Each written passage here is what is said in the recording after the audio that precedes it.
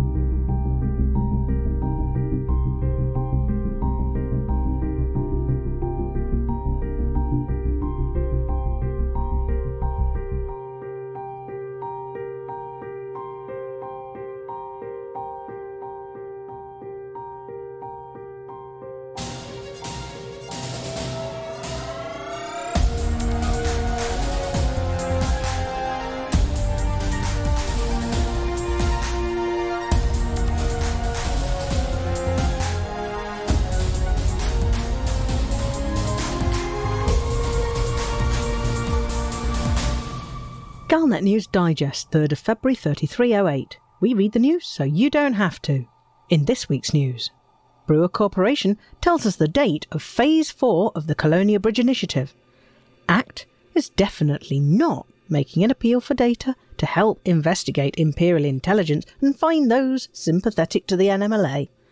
And Aegis puts out a warning about Azimuth biochemicals and what they might be up to.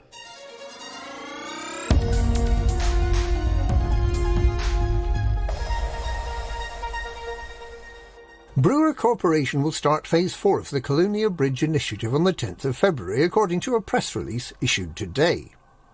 The Colonia Bridge is a chain of megaships and starports stretching from the Bubble to Colonia, and it seeks to make travel along the route safe for all traffic while also providing refuelling stops for fleet carriers.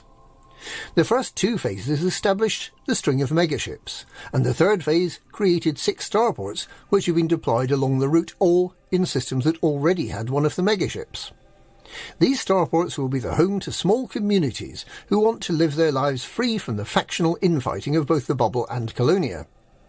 At present, Brewer is the only faction along the length of the bridge, and this corporate approach keeps things simple.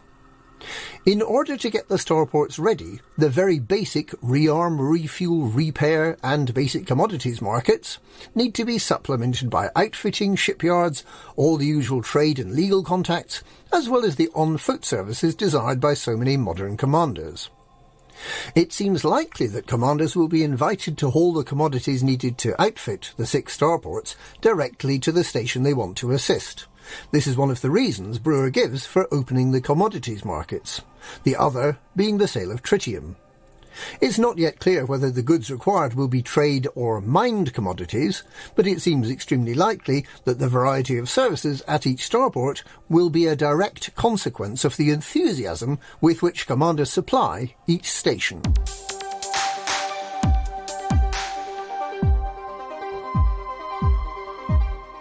Amid howls of outrage from the highest echelons of the Empire, ACT has confirmed that it is investigating Imperial intelligence for possible connections to the NMLA. Interpol Inspector Mara Klatt, who is one of the joint leaders of the affiliated counter-terrorism unit, explained that there is strong evidence that Omega Grid software was provided to the Neo-Marlinist terrorists by someone in Imperial intelligence, and the ACT is pledged to find and destroy the NMLA wherever it is and whoever may be helping it, without fear or favour, and that if it causes a diplomatic incident, well, so be it. She explained that ex-Imperial Intelligence Officer Captain Saskia Landau, who is currently seconded to ACT, has isolated a unique identifier that can be used to isolate NMLA dark comms messages. Senator Zemina Torval expressed her outrage at an organisation with links to the Federation and Alliance compromising the Empire's secret security service, suggesting that it might be putting Imperial lives at risk. However, Princess Aisling welcomed ACT's intervention, repeating her concern that the Emperor might be at risk, adding, rather ominously, that ACT might help us learn her fate.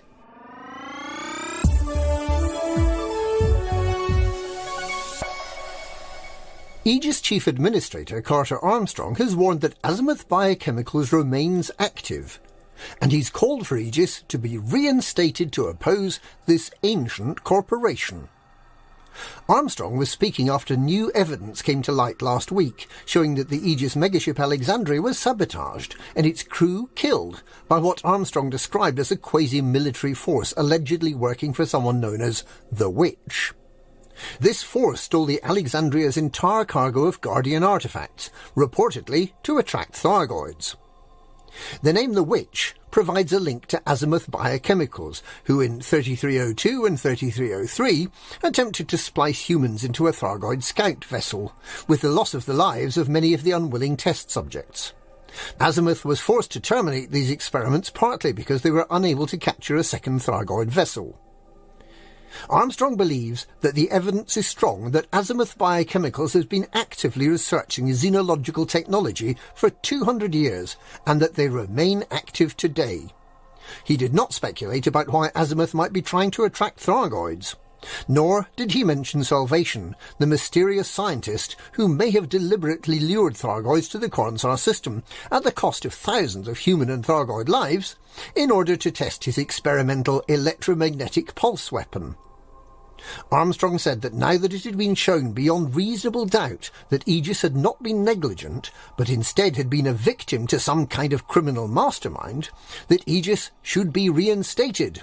Not to counter the Thargoids, but instead to counter this dangerous organisation, Azimuth Biochemicals. More news and analysis is expected in the coming days.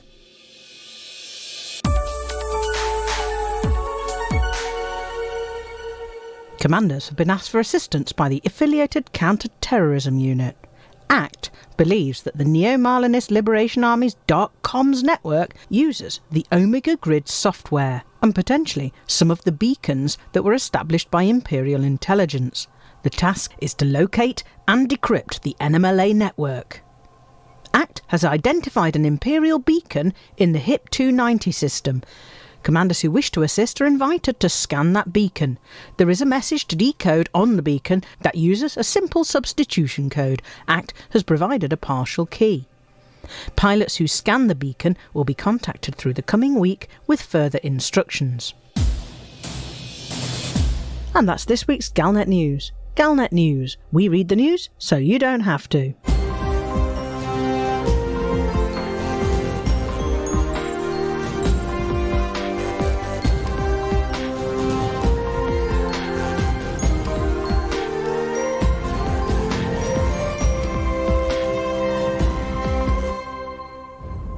Open bracket A equals H, B equals G, C equals J, E equals L, F equals K, L equals Q, M equals T, O equals V, Wotherspoon's a knob, P equals Q, P equals EU, Q equals X, I don't think this is getting used, S equals Z, T equals Y, U equals B, V equals A, W equals D.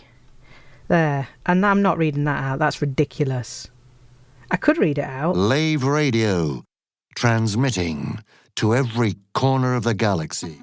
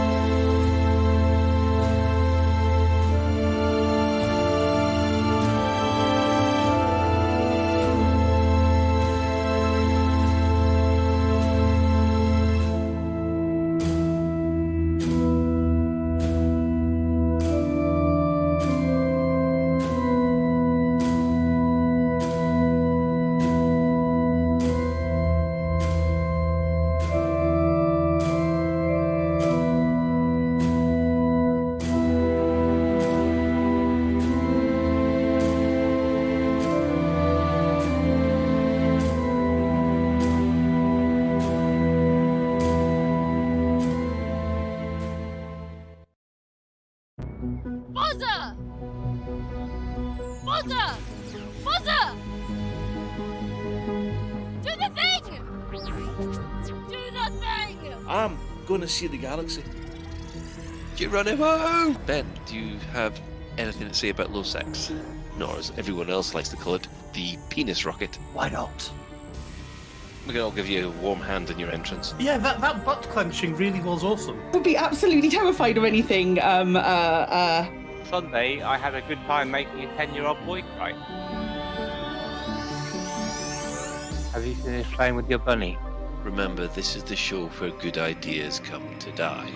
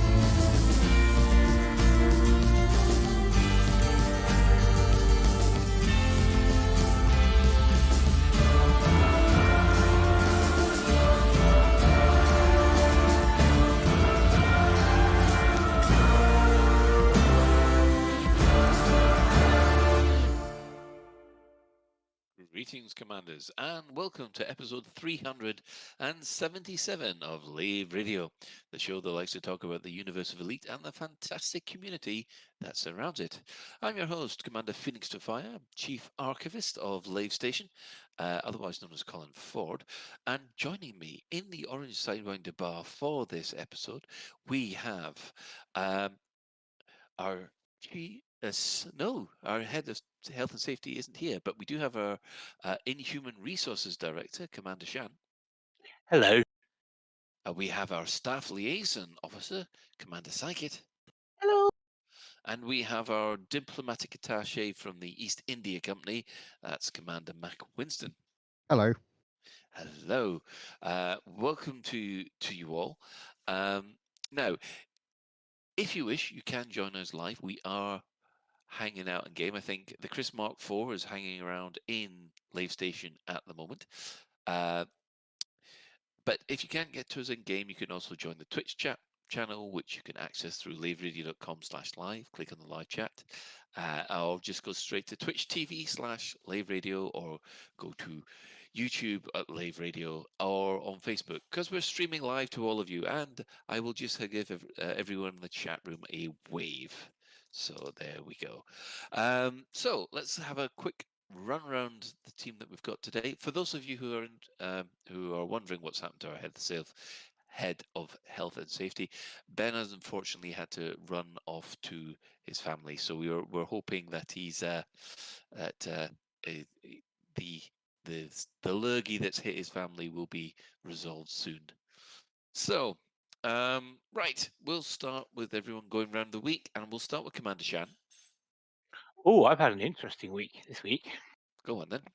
Oh, let me see. Main event is we are now, or going to be in 2 weeks' time, on test subject Delta. So we got a Delta variant coming. And Hobbs has been now well into the wheel. He now spins it so fast it nearly comes off his mountings. What else has been going on? I've ordered a new car. Ordered a new car? Oh, right.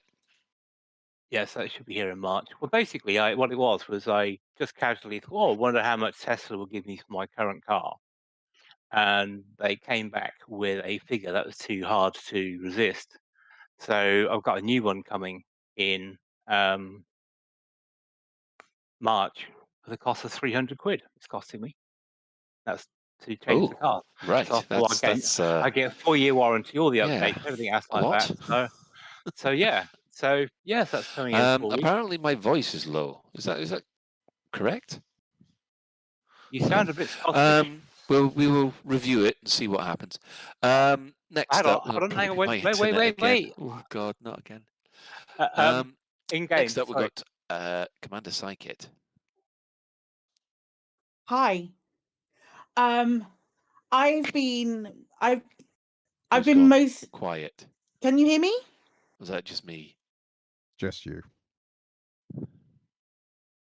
I think No, we're losing Colin no, again. fine. I've been mostly getting obsessed with Critical Role animations.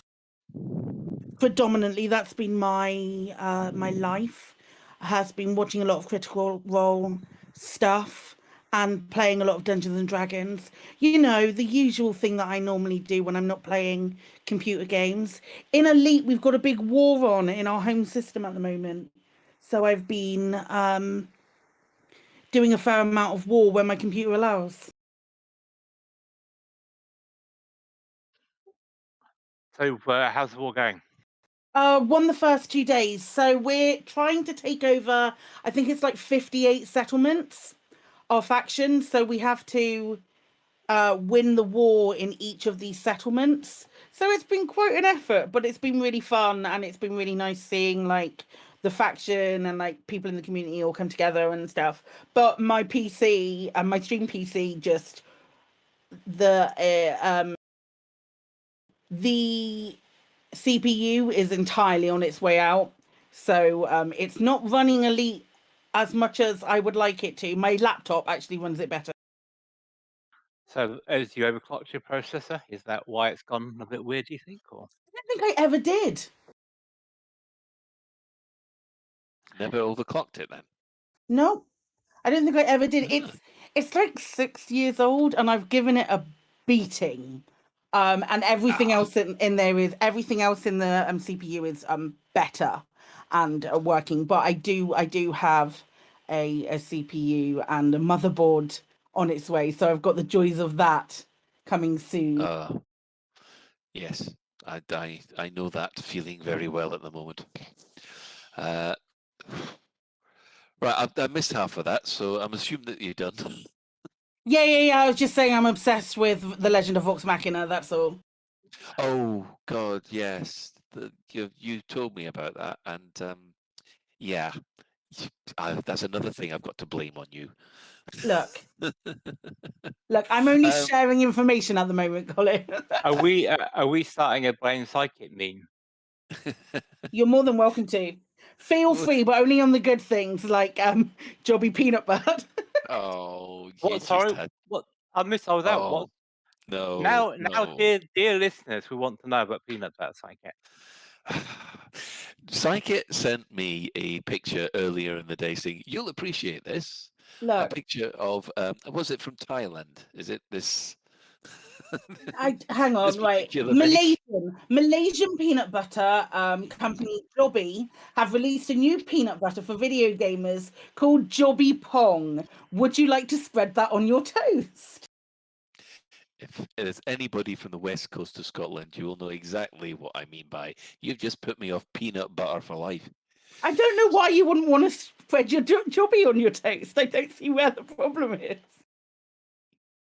Yeah, I can't even look at the sun part anymore. Thanks, a bunch you. So, did they do chocolate flavored Jobby?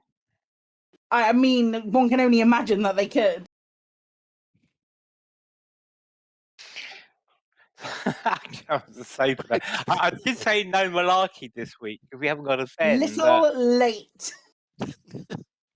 Yeah, I'm just recovering from what has just been said. So at the moment, I'll hand over to Mac.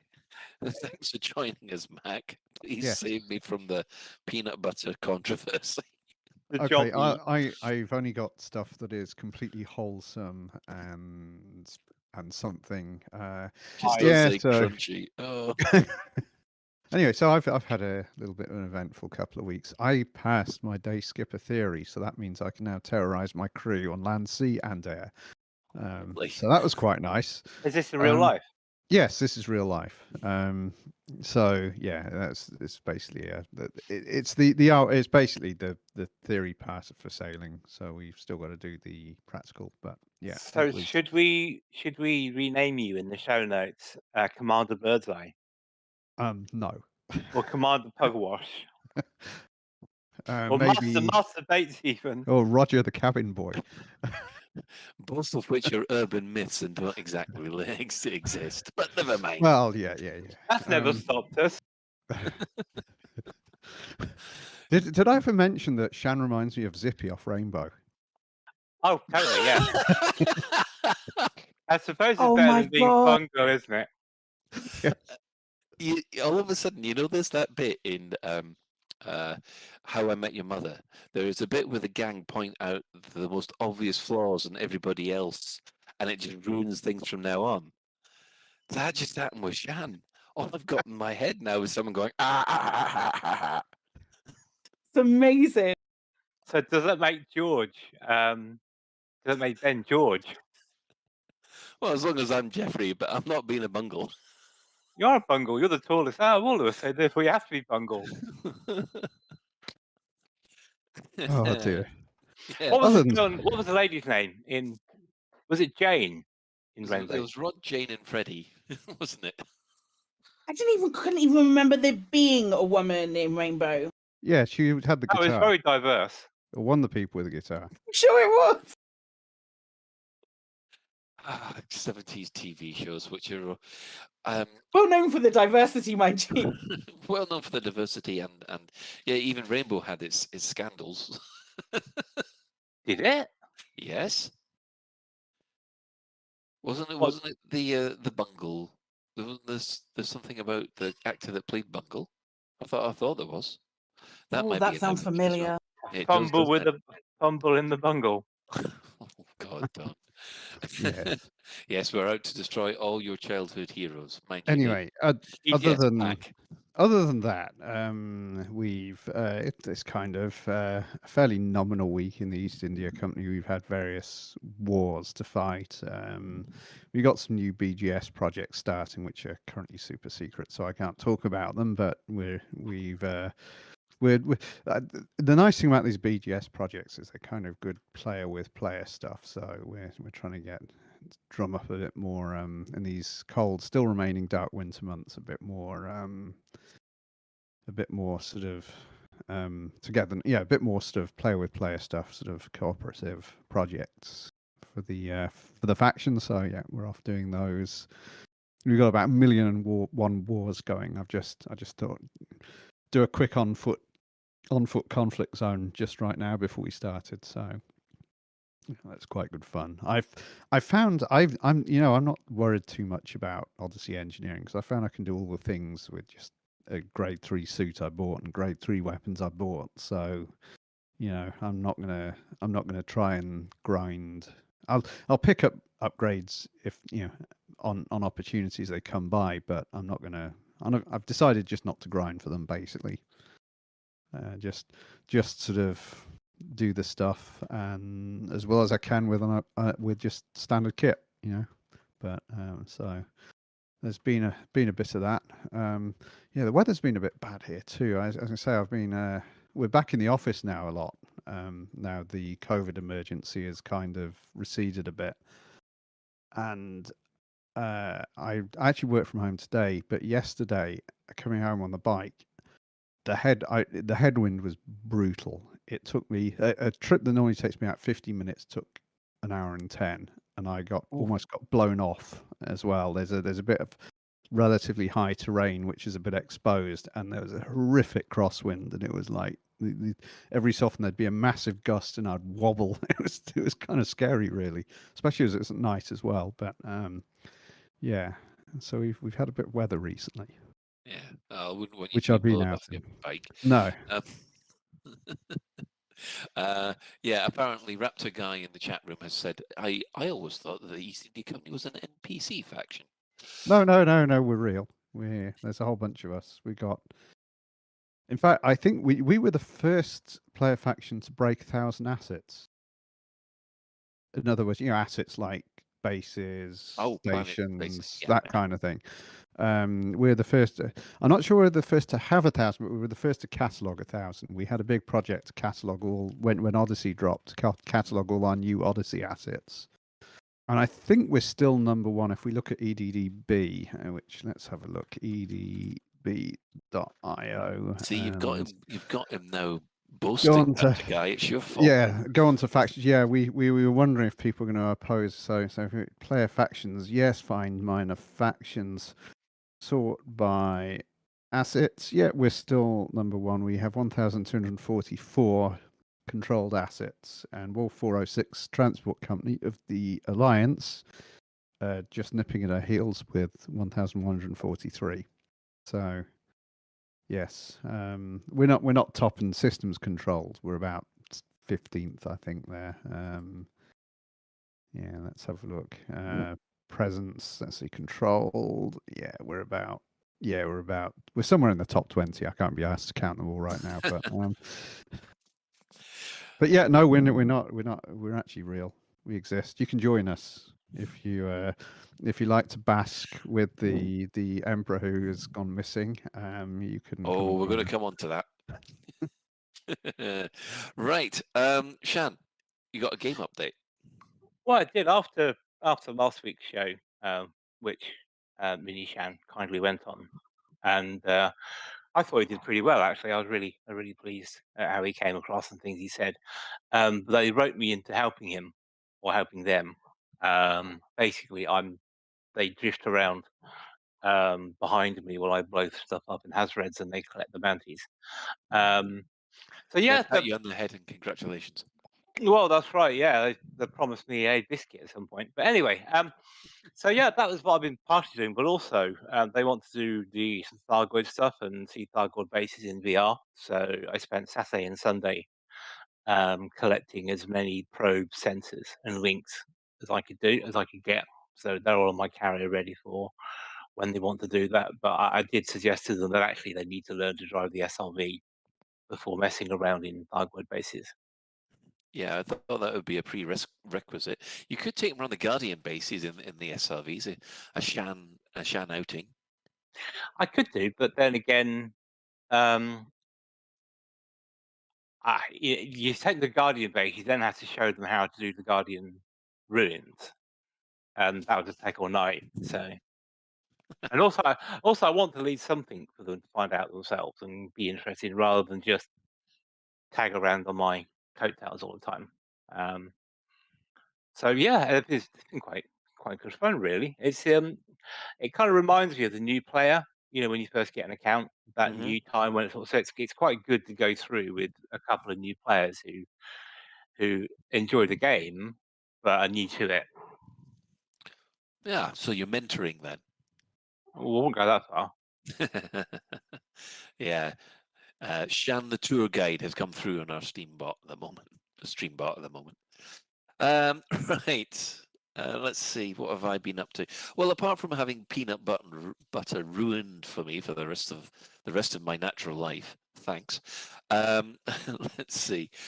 I have obviously been involved in one of the things that we're going to discuss later, which is the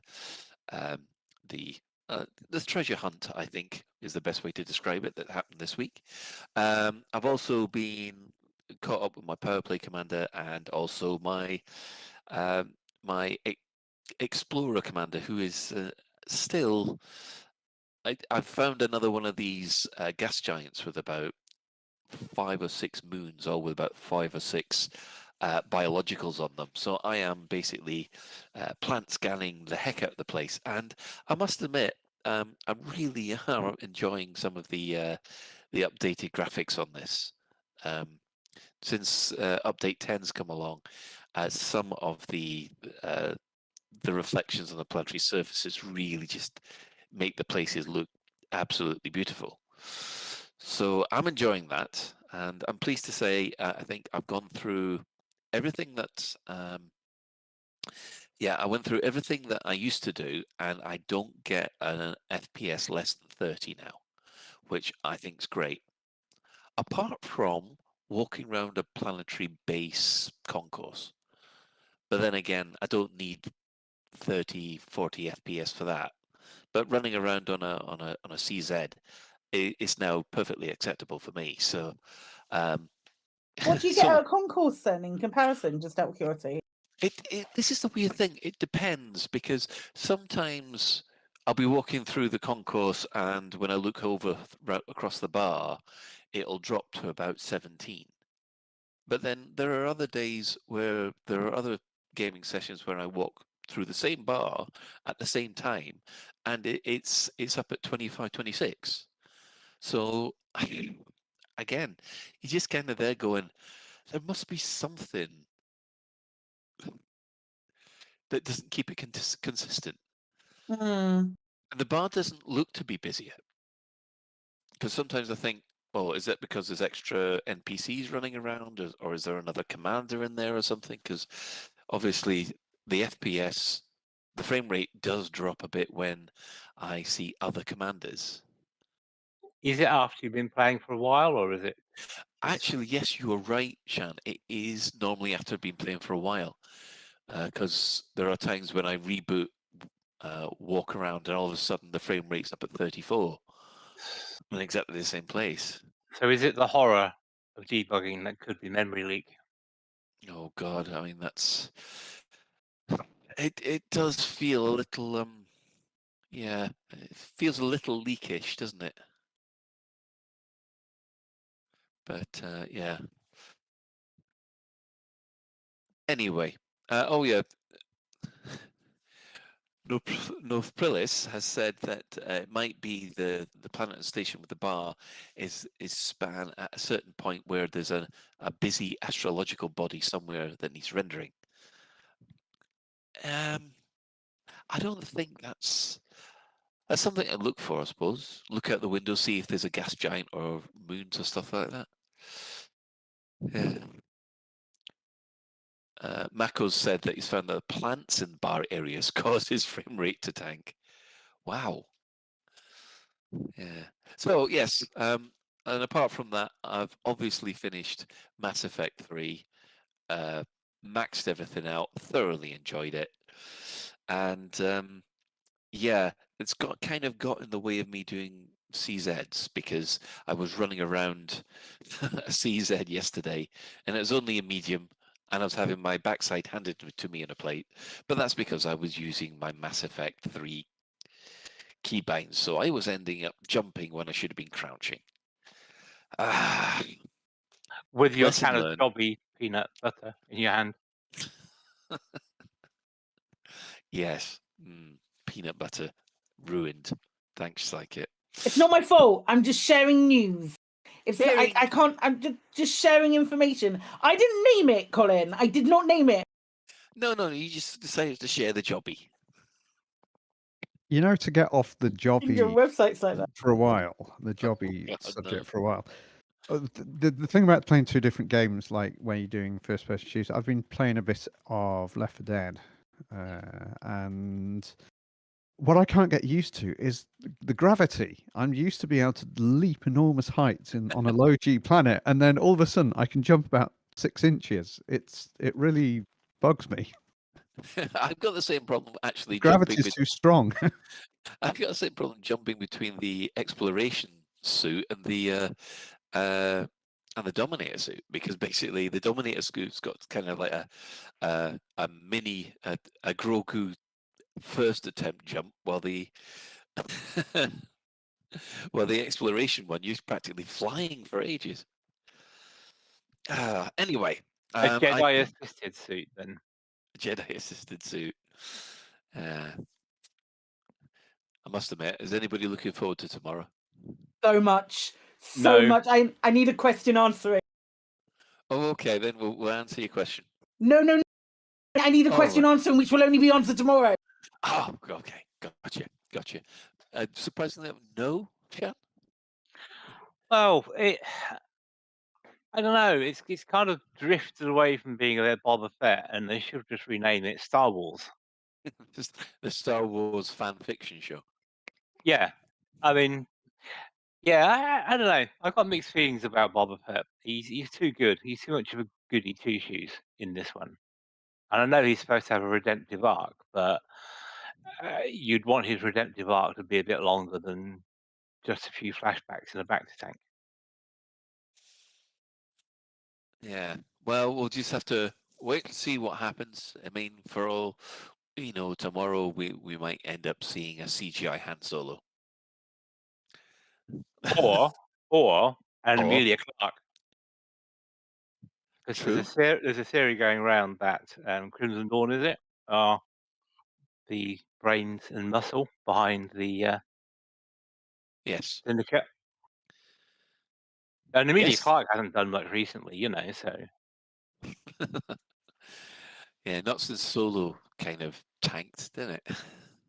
Well, they've got on retainer, and they can say, well, you've had your, don't need to make another Solo film. You've done your Boba Fett bit now, and yeah, they've already got her on contract. Ah, well, that's good to know. Right. Well, we're going to move this back to the Elite universe. Now, the development news. What has happened this week? Well, first up, we had a hotfix, version 10.02. That came out on the 3rd. There's been a number of fixes to address stability issues that have been implemented. Some of these fixes contribute to the plight of to tackle crashes encountered when loading Odyssey from the main menu. That's a biggie. I'm glad they put that one in. And then a vague statement of further code stability support fixes have been implemented. Yes, so not much, but obviously if you're crashing when you're just trying to load up, that's a biggie. As usual, we haven't had any live streams this week. There hasn't been any announcements, and on top of that,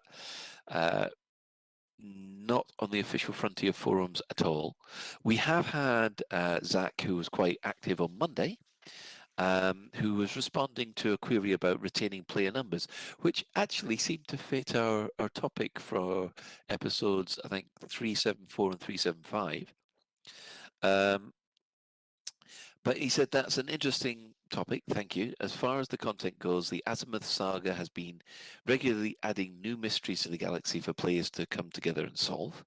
Similarly, we've seen return of Galnet and community goals, like people have said, and the recent CG was a huge success in terms of player participation. There's still plenty more to come in terms of narrative, but as others in the threads have said, a lot of the beauty of Elite comes from the player-created events, which I'm hoping the community event calendar will help support. We're looking for more frequent shoutouts from the CM team via streams and weekly posts soon. And when pressed on when soon might be, he said, well, I'm giving a soon TM because I don't have a concrete date for you right now. It's definitely going to be a sooner TM soon than a later TM soon. So make of that what you will. Shan. I would say CMs, hello, weekly content, going nearly 9 years, hello. I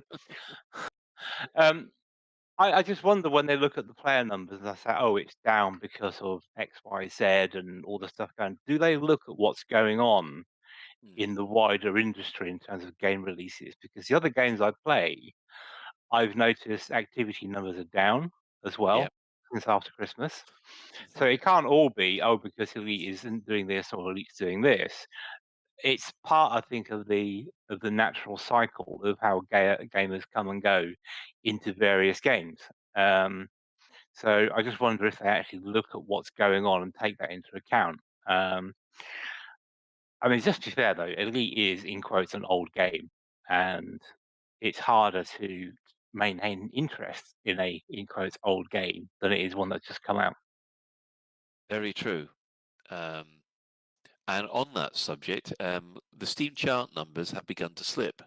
They're 2.4% down on January's figures, apparently. Although these numbers are still 40% up from the lowest point in September, so they're still as high as sort of July. You'd have to go back to June to get higher numbers. But yeah, that could be just down to the ebb and flow of normal taste at the moment. But that's like I said, that's the only indication we have of how well Elite is doing. Although I must admit, I have seen a lot more people in my friends list lately, which is always nice to see. So Another thought that comes to mind, sorry, when you were just saying about Steam charts and whatnot, it's interesting because when we look at the measure most people use to see whether player numbers are going up and down are the Steam charts. yeah, But Frontier have the full picture. So it's not just Steam, it's Epic Launcher, it's their own launcher. So I wonder if it's repeated across the other ways of getting into the game that the player numbers are down, because otherwise they wouldn't have commented on it. They would have said something like, "Yes, we've seen the drop off of Steam, but on the Epic launcher and our launcher, player numbers are still being maintained," or something like that. well, they haven't actually said anything. That was just my observation on player numbers. That wasn't officially from Frontier. So yeah, normally we get a drop from Arth or Zach. They let something slip about the fact that the CG was they had so many people playing it. But yeah. So I'm afraid that is all the development news we have. Anybody got any opinions on why everything is so quiet? It could be because well, just a theory, but I suspect some of it is because the COVID restrictions have gone away and people are feeling safer, more confident maybe to go out, and they've had 2 years being cooped up. So maybe they've started to live a life again. Yeah, instead of staying in and playing Elite, they're going out and having a beer. Yeah. That's fair enough. Right. We shall move on to the in-game events. Now, what has been happening this week? Well, this has been quite eventful. We didn't have a CG this week. Instead, last Thursday rather, ACT asked for help in tracing the NMLA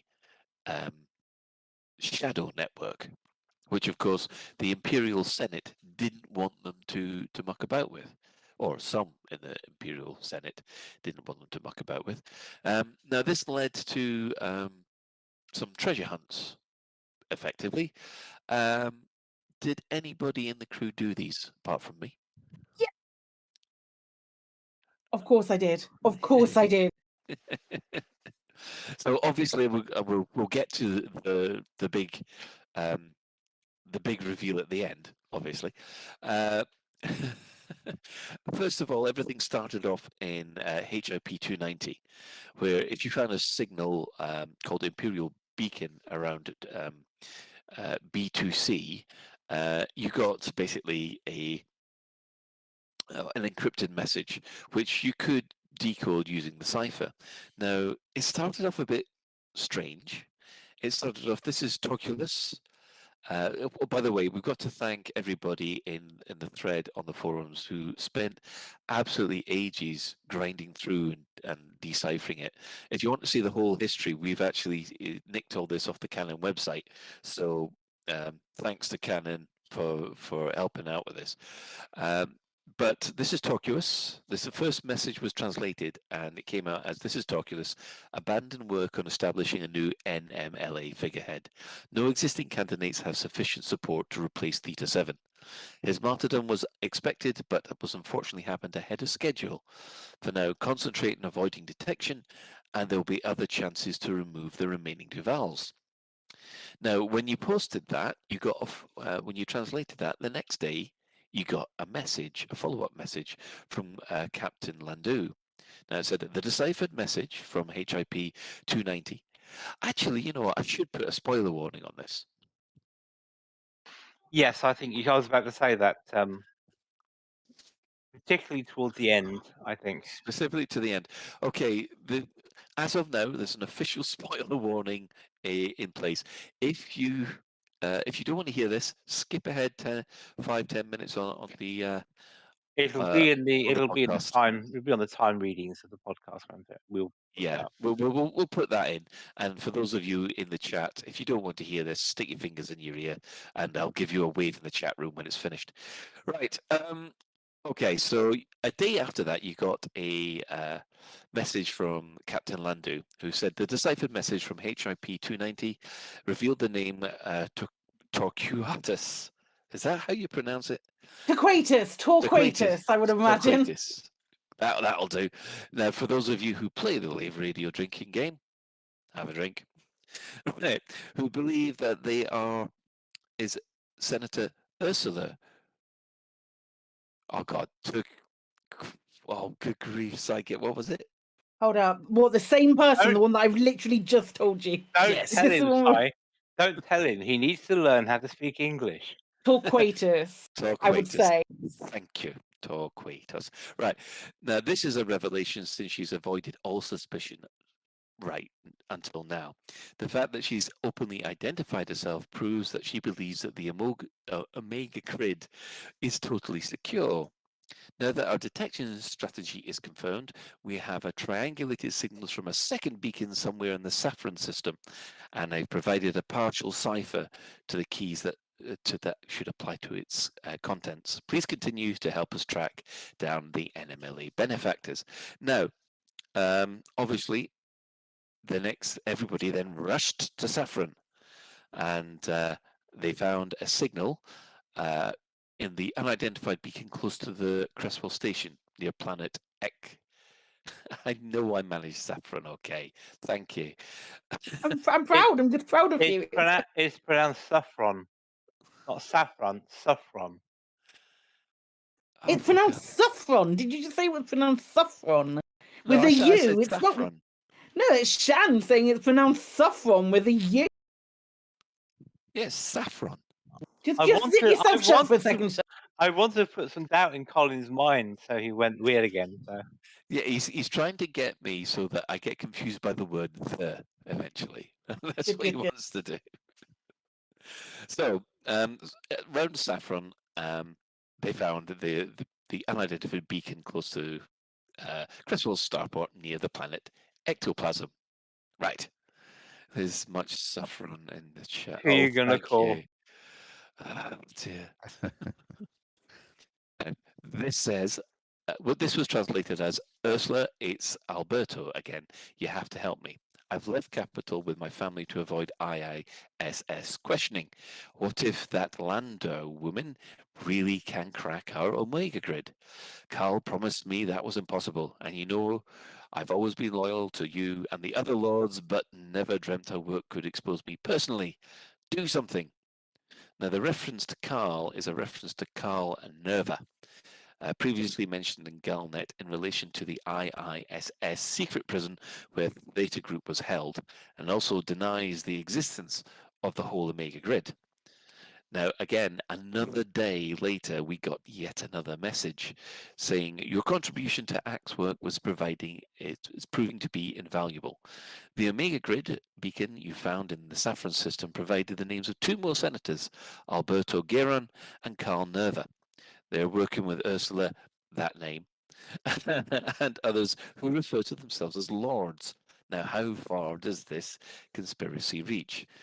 With the data recovered so far, we can theorize that other Omega Grid beacons exist in the Mijin system, and I have provided another cipher key. Again, it is incomplete. We have your faith in the ability to overcome this. Okay, Shan? I was going to make a comment or a question regarding the pacing of this. Yeah. Do you think the pacing was a bit too quick? Or do you think they should have given people a chance to tinfoil hat and think and speculate and stuff like that? Well, I think the pacing to this has been a lot better than the previous treasure hunts that they've done, because normally it's over in an afternoon. Because the fact that they've waited a day to release the next clue after people have solved the first one, I thought that stretched it out a lot better. Maybe it could have been better to put an extra day between them, and then you could. Well, I was thinking because you want to be able to give people a chance to go to thing, decipher it, and do it themselves, rather than just releasing it every day, and which kind of makes it a act of extreme self-control, not to just go and read the wiki and whatever and go and do it. So I just wonder whether or not it may have been worth putting, I don't know, 4 or 5 days in between each one, just to give people a chance to I think 4 or relish 5 in it. days. I think 4 or 5 days would have been too long. I mean, they I were mean, relatively easy to work out. I know we didn't do much. One you could literally just put in a cipher and solve, and it was the first one you could put in a cipher solver and it would solve it for you. The second one took a little bit more. I must admit, I didn't do the two over the weekend, but I saw them pop up. But maybe like a day in between each one, so it would have covered like the full span of a week. Wouldn't have been like completely untoward, but or like every X amount of hours to split the span of a week might have been nice to give other people.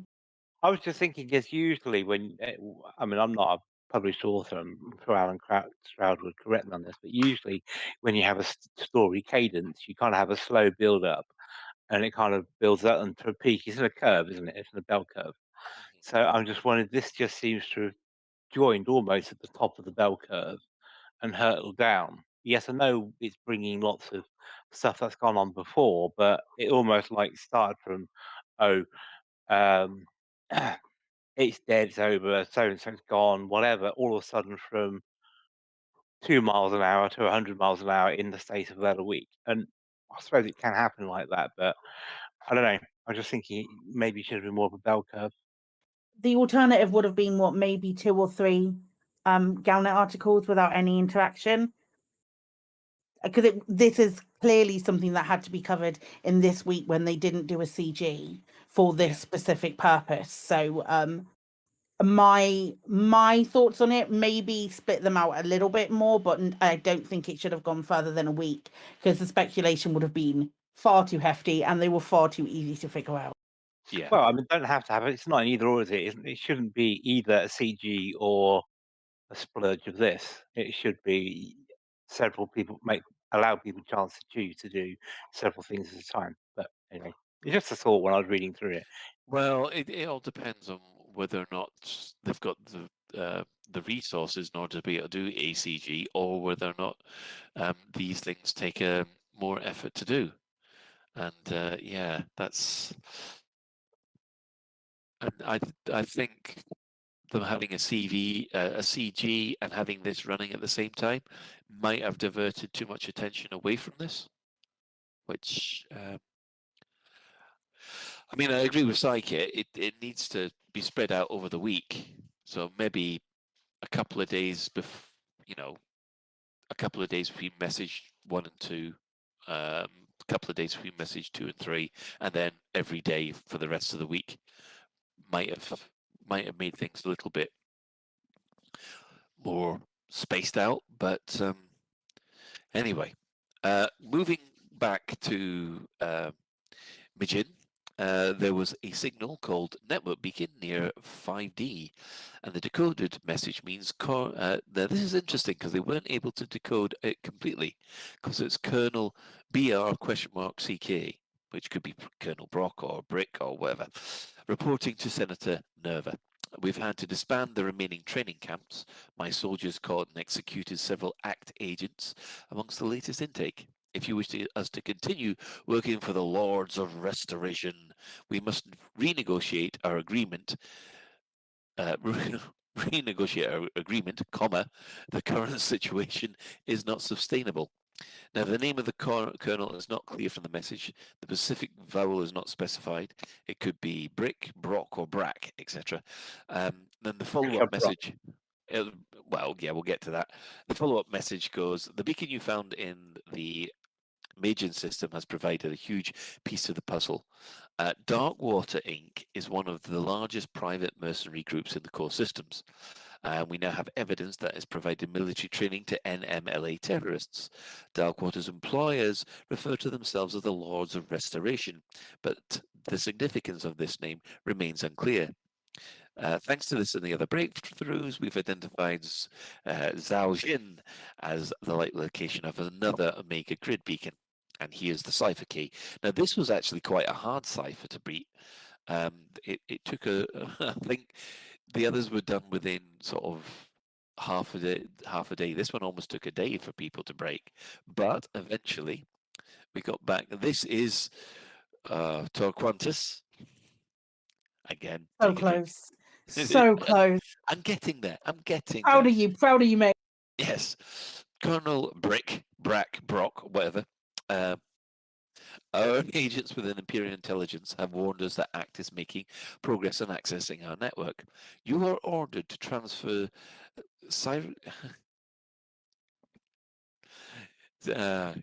Cryogenic pod E16 from the Summerland complex to an alternative system as soon as possible. This must be our top priority. If we lose Arissa, the project is finished. Darkwater Inc. has Summerland as its headquarters, according to the system's description. You are so lucky Ben isn't here, Colin. What? To kind of encourage you in your pronunciation, like cryogenic and things. Oh, I know, cryogenic. I couldn't believe it. I just looked at the word and the brain, my brain just didn't want to work. I think you're doing very well, Colin, to be fair, because it's a lot of reading and the text is quite small. Oh, I do love being patronized. Yeah. Anyway, so with your assistance, we have solved a year-long mystery: the whereabouts of Emperor Arissa Liangvi Deval. Exactly. Now, the message found in Sojin confirms that the Lords of Restoration ordered Darkwater troops to abduct the Emperor and keep her captive. This implies that their agents within Imperial Intelligence have been falsifying her communications with the Senate ever since. Specialist operatives have now been dispatched to locate and recover Her Majesty. Or the remains of Her Majesty, probably. Oh, yeah. Maybe she doesn't want to be recovered. What if she sort of, I'll sod this. I'm on Love Island. She's behind it all. Yeah, I'm on Space Love Island. I'm on a reality show.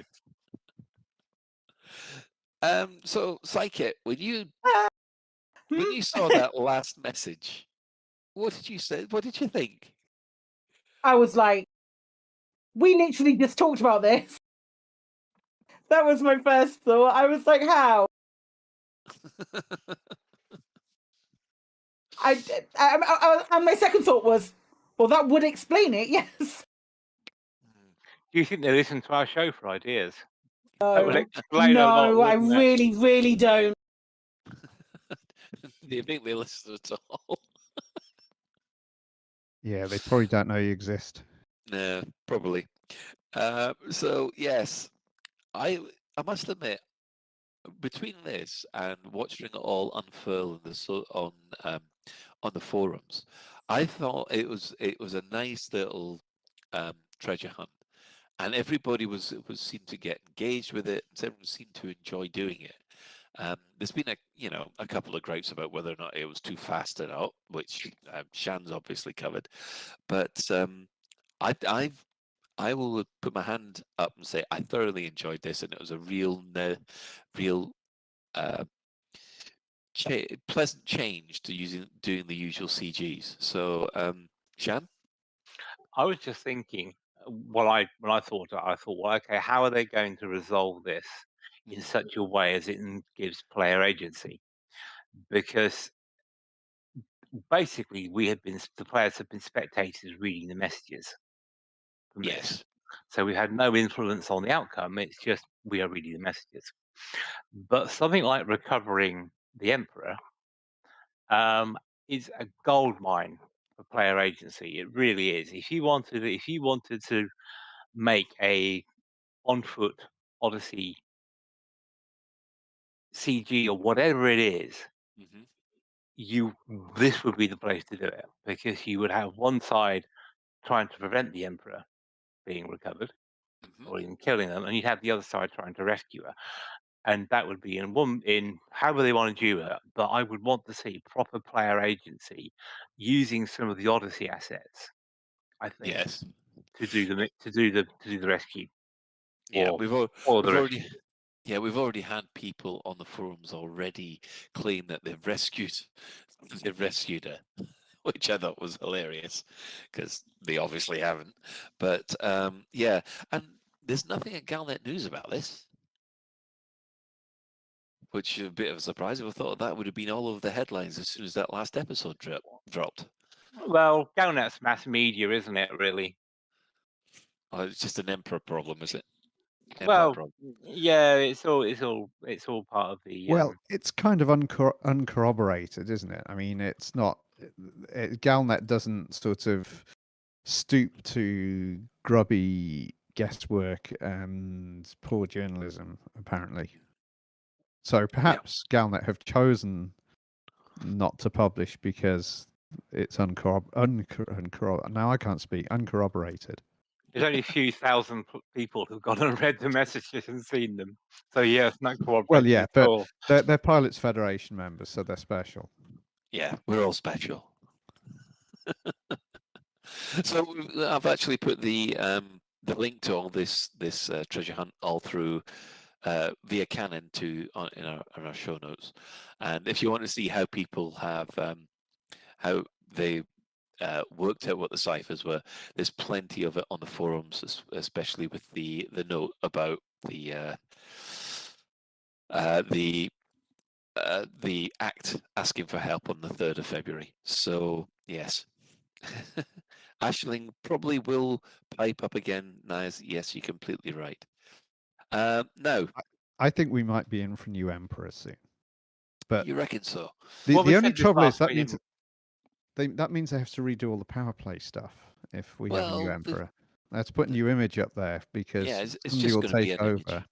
From not Ashling's, for Arissa's power play faction. So it won't be Arissa anymore. It'd be someone else. Maybe who's that other, not Harold or Hadrian? Will it be Hadrian? I don't know.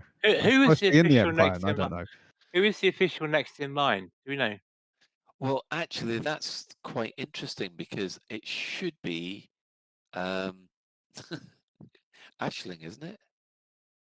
Because Arissa doesn't have any natural heirs, but yeah. Can Emma Thompson play the Emperor, please? But why?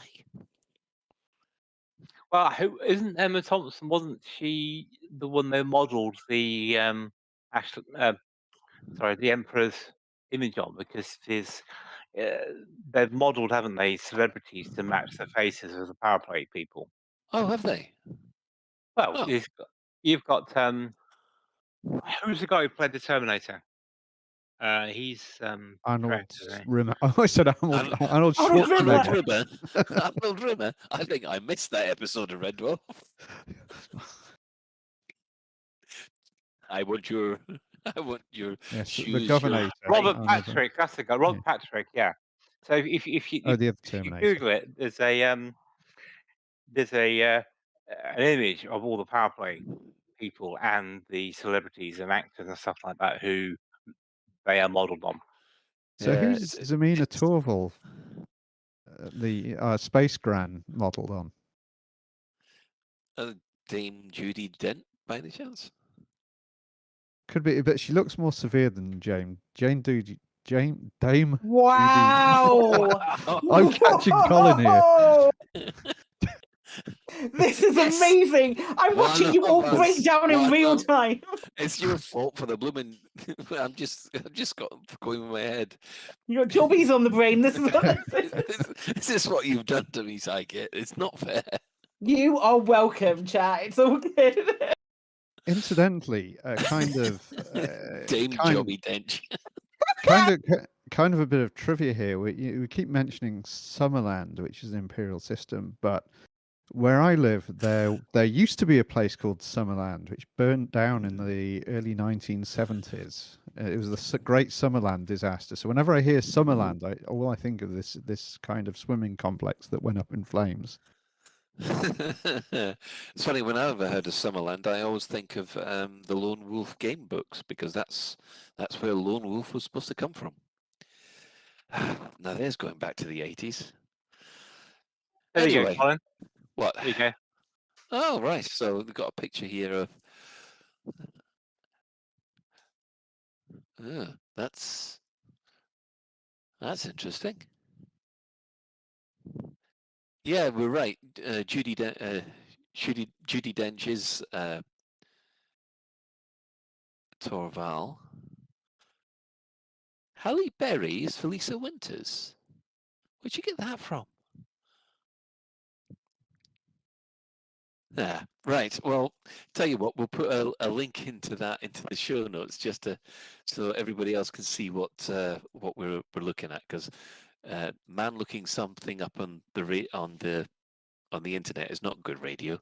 So anyway, moving on, and that was just last week. So February the 4th, Hudson is now trying to remove the presidential time limit so that he doesn't need to.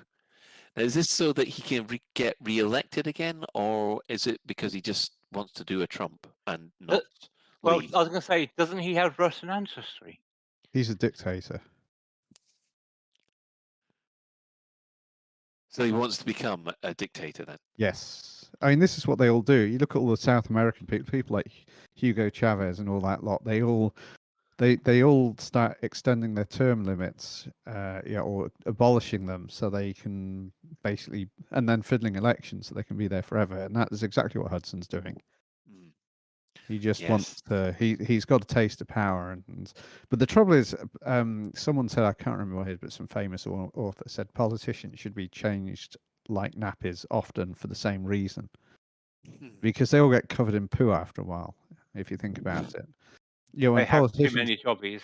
yeah, when politicians are in power too long, they always get they always go a bit of doolally, and Like have parties when they shouldn't do and things like that. Yeah, that kind of stuff. Yeah, it didn't take out a lot to get stay in power that long before they started going doolally. Anyway, back to the fictional world. In addition, on the 7th of February, we have the Fall of Aegis. The organization continues to be closed down despite evidence to show that the Alexandria wasn't their fault. Although the crew of the Alexandria have been honoured, considering that they're awarded post medals after death, which yes, that's kind of a comfort for the poor captain that didn't make it. And finally, today, concerns have been raised over the Alliance Sirius Pact after the recent fallout in the Battle of Riot, which caused the Sirius Corporation to question the Sirius Corporation to question its terms of its partnership with the Alliance.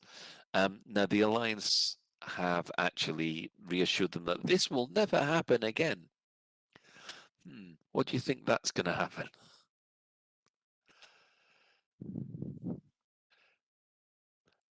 Tomorrow.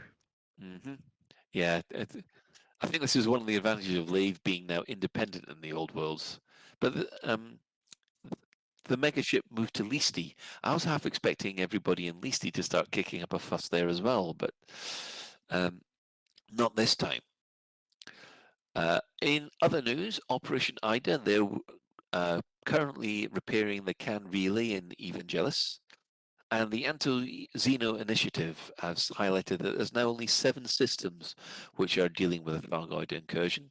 Their current priorities for this week are Lembas in the Witch Head Nebula, the Kulsak sector in VU-O B6-6, and Hakai in the Witch Head Nebula. So if you still want to kill a Thargoid or two, get them before the Anti-Xeno Initiative wipe them out for good.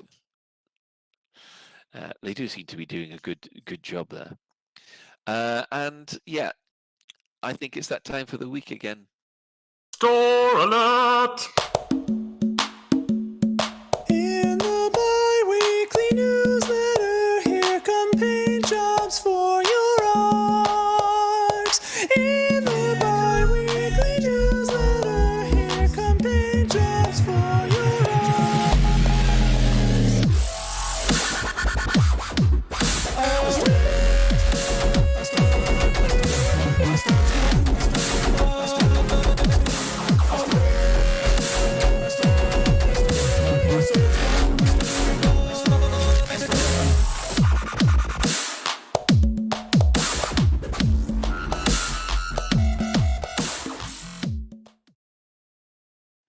And welcome back. There was no store alert or newsletter. However, the Python polarity skins have appeared in the store. I don't know if those are new ones. They look new to me. I don't think I've seen them before. I don't recall seeing them either. Yeah. But it does look like they ran out of paint halfway through, though.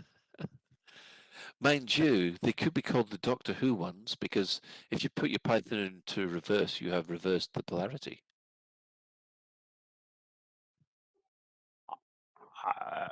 There's no neutron flow there, is there, though? Ah, well, it depends how the engines work.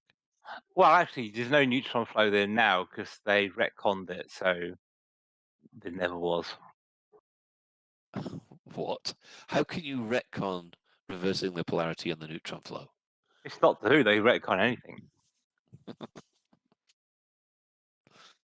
So, yeah, I mean, have you looked through these? I mean, do they look quite nice? I mean, there's still Python stuff. I preferred the red one you had on screen a minute ago to the yellow one that's in the show notes. Yeah. Although they do look a bit like Licorice All Sorts, I suppose, in the way they have the sandwich of colours between the boring bit in the middle. Yeah, I wonder what they'd look like with like ship kits on and stuff. If that would make a difference. Yeah, I mean, it all depends on where the ship kit Yeah, true. attaches to, doesn't it? Because if then the nose section, that nose section would turn yellow, wouldn't it? And the spoiler would turn the different colour. I keep on meaning to actually get a Python. It's the one ship I have never flown in Elite. What? Really? Oh my god, you've not done a lot of BGS then. Colin, the Python is How the can best. how can you not have flown a Python? Because basically I went T7 and then Imperial Clipper. The Clipper's so much pants compared to the Python. Don't you dare doubt a Scotsman. That is just wrong. What you prefer? Well, actually, maybe Colin thinks the Python is a bigger adder. And No, it's just one of those things that passed me by. I just ooh. I can't remember what ship I actually went to after the Clipper. Probably the T9. no taste. The I'm Python speechless. many years ago when the game I'm first getting came out. slated here in the chat. Many years ago, the Python was the ship to have because it had this. Yes, I remember because before it was the Asp Explorer. Because when an Asp Explorer turned up to a fight right at the beginning of the game, people started to get scared, and then all of a sudden, people could start to afford the Python. And when the Python then started turning up in the CZs, then basically carnage would ensue, and I think it had to be rebalanced about 3 or 4 times. That was it. Actually, I missed out the Python because as soon as I could afford a Python, the Fer-de-Lance had been released. And Not even for the same thing. No, I just took one look at the Fer-de-Lance and went, that's the ship I want next. And basically ground my T7 into the ground just to get one. And I'm sorry. Flying the Fer-de-Lance was so much fun. I think you need to get a Python, Colin. Oh no, I am intending to get one. It's just it's one of these anomalies that I never I've not flown it yet. Next, you'll be telling us you never flew a Cobra Mark III. Oh come on, you know I flew a Cobra Mark III. It's just I can't help it. It's just one of these things that pass me by.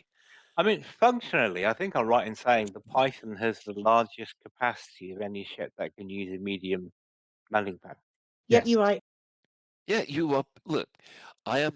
This is not like the Adder, okay? I actually quite like the look of the Python. I've heard good things about it.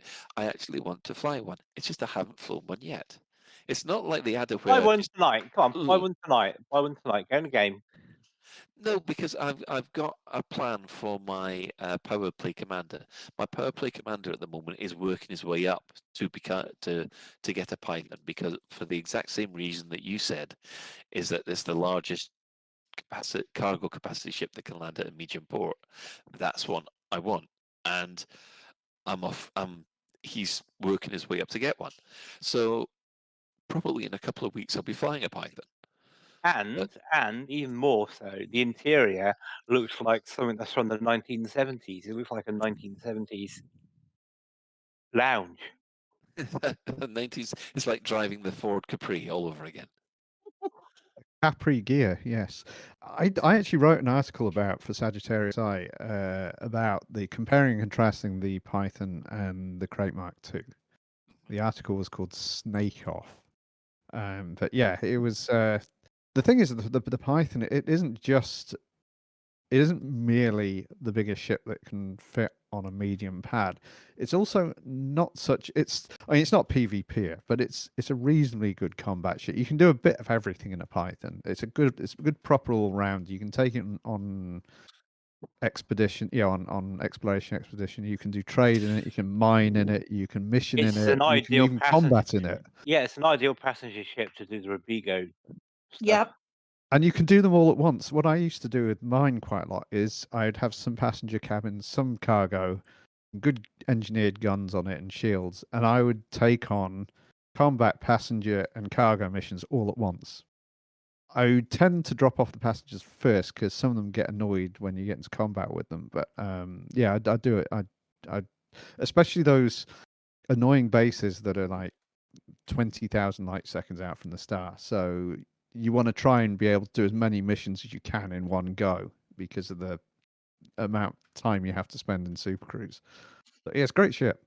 The I love only it. thing wrong with the Python is it needs a nose job. From profile, the nose is really ugly. That's not the only thing wrong with it. I don't think it's supposed to be a pretty ship. It's workmanlike, let's say.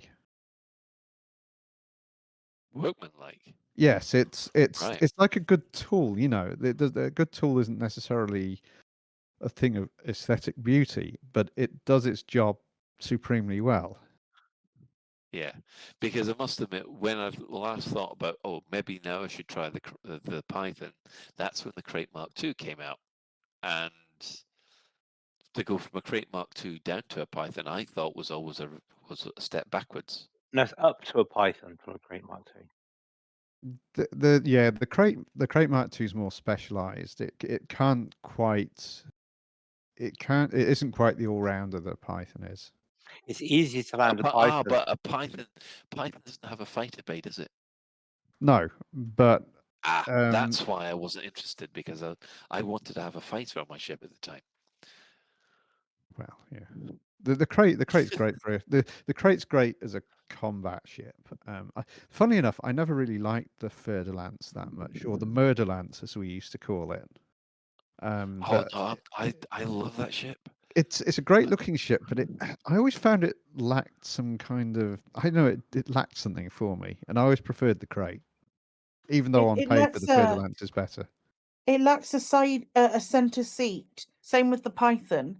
I hate the fact that the view that you have is off center, especially with the Fer-de-Lance, because you've got the big bar that comes across your screen, and it just bugs me. Yeah, that doesn't bother me that much. I'm quite happy with that. I actually quite like the position because the cockpit being at the back, it feels like you're on it feels like you're out on a boat or something. It's quite nice being at the back there.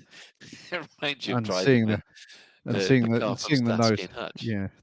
seeing the nose ahead of you. And that's also why I quite like things like the Anaconda and Corvette, because you can see your ship ahead of you, the bow of your ship, and it's. Soka 42 is given the suggestion of the week so far. Oh, come on! Listen, I haven't said I Another don't week want in the to Adder. fly the Python, right? I do want to fly the Python. It's not, like I said, it's not like I've flown the Adder and hated the Adder. I want to fly the Python. I've just got to get round to it. give me a chance. It's just one of those weird things. Well, That just buy one, fly it around the station, and then sell it again, and you can still say you've flown it.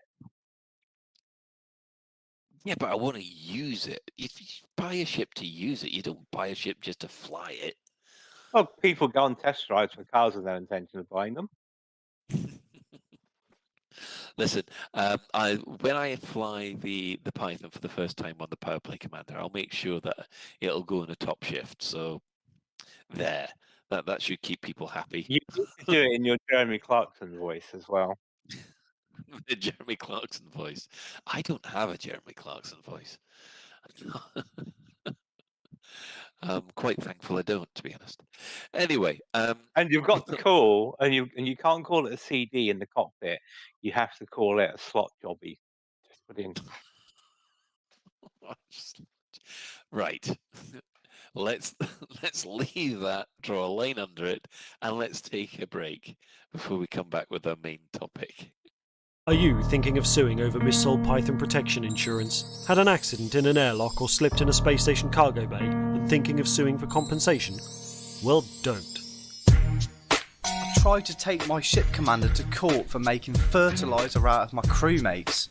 Legal fees have left me with nothing, and now I'm hungry. All the time. At Watton Brittany, we take small print very seriously. We have a massive team of lawyers just waiting to block your case and ramp up your legal costs. I wanted a simple, no-win, no-fee arrangement. My case got blown out of the water by Watton Brittany, and now I have to rent out my arse for hydrogen fuel. At Watton Brittany, we have a saying, if you don't want a beating, stay out of our court. I was savaged by a wild creature whilst fixing a vending machine. Can't I claim compensation? No, you can't, because we have a massive team of lawyers and you're just someone who works for a living. Watton Brittany.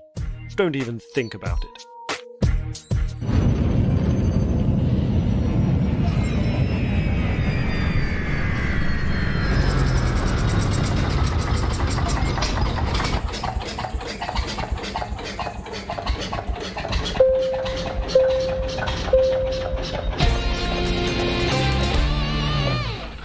This is a public service announcement from the Fuel Rats. Please stop what you're doing and pay attention. If we can rescue you, we will, but you can help us help you by following these easy steps. 1. Fly 50 light seconds or so from the system's main star and drop out of Supercruise. 2. Note down the current system and the nearest stellar body. 3. If you're on emergency life support, log out immediately. 4. Go to fuelrats.org and click Get Help.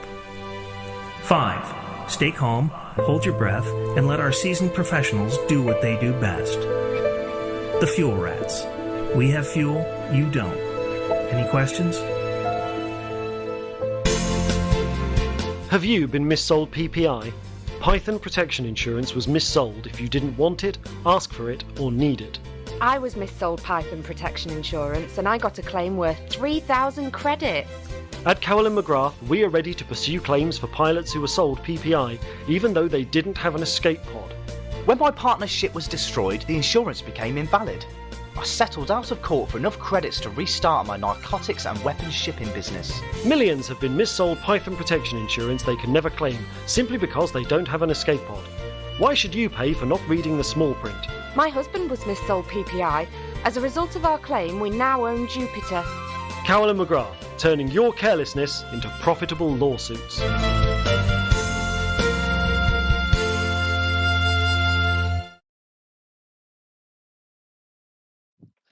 And welcome back. Thanks for the Python protection insurance. I don't think we could have managed it without it.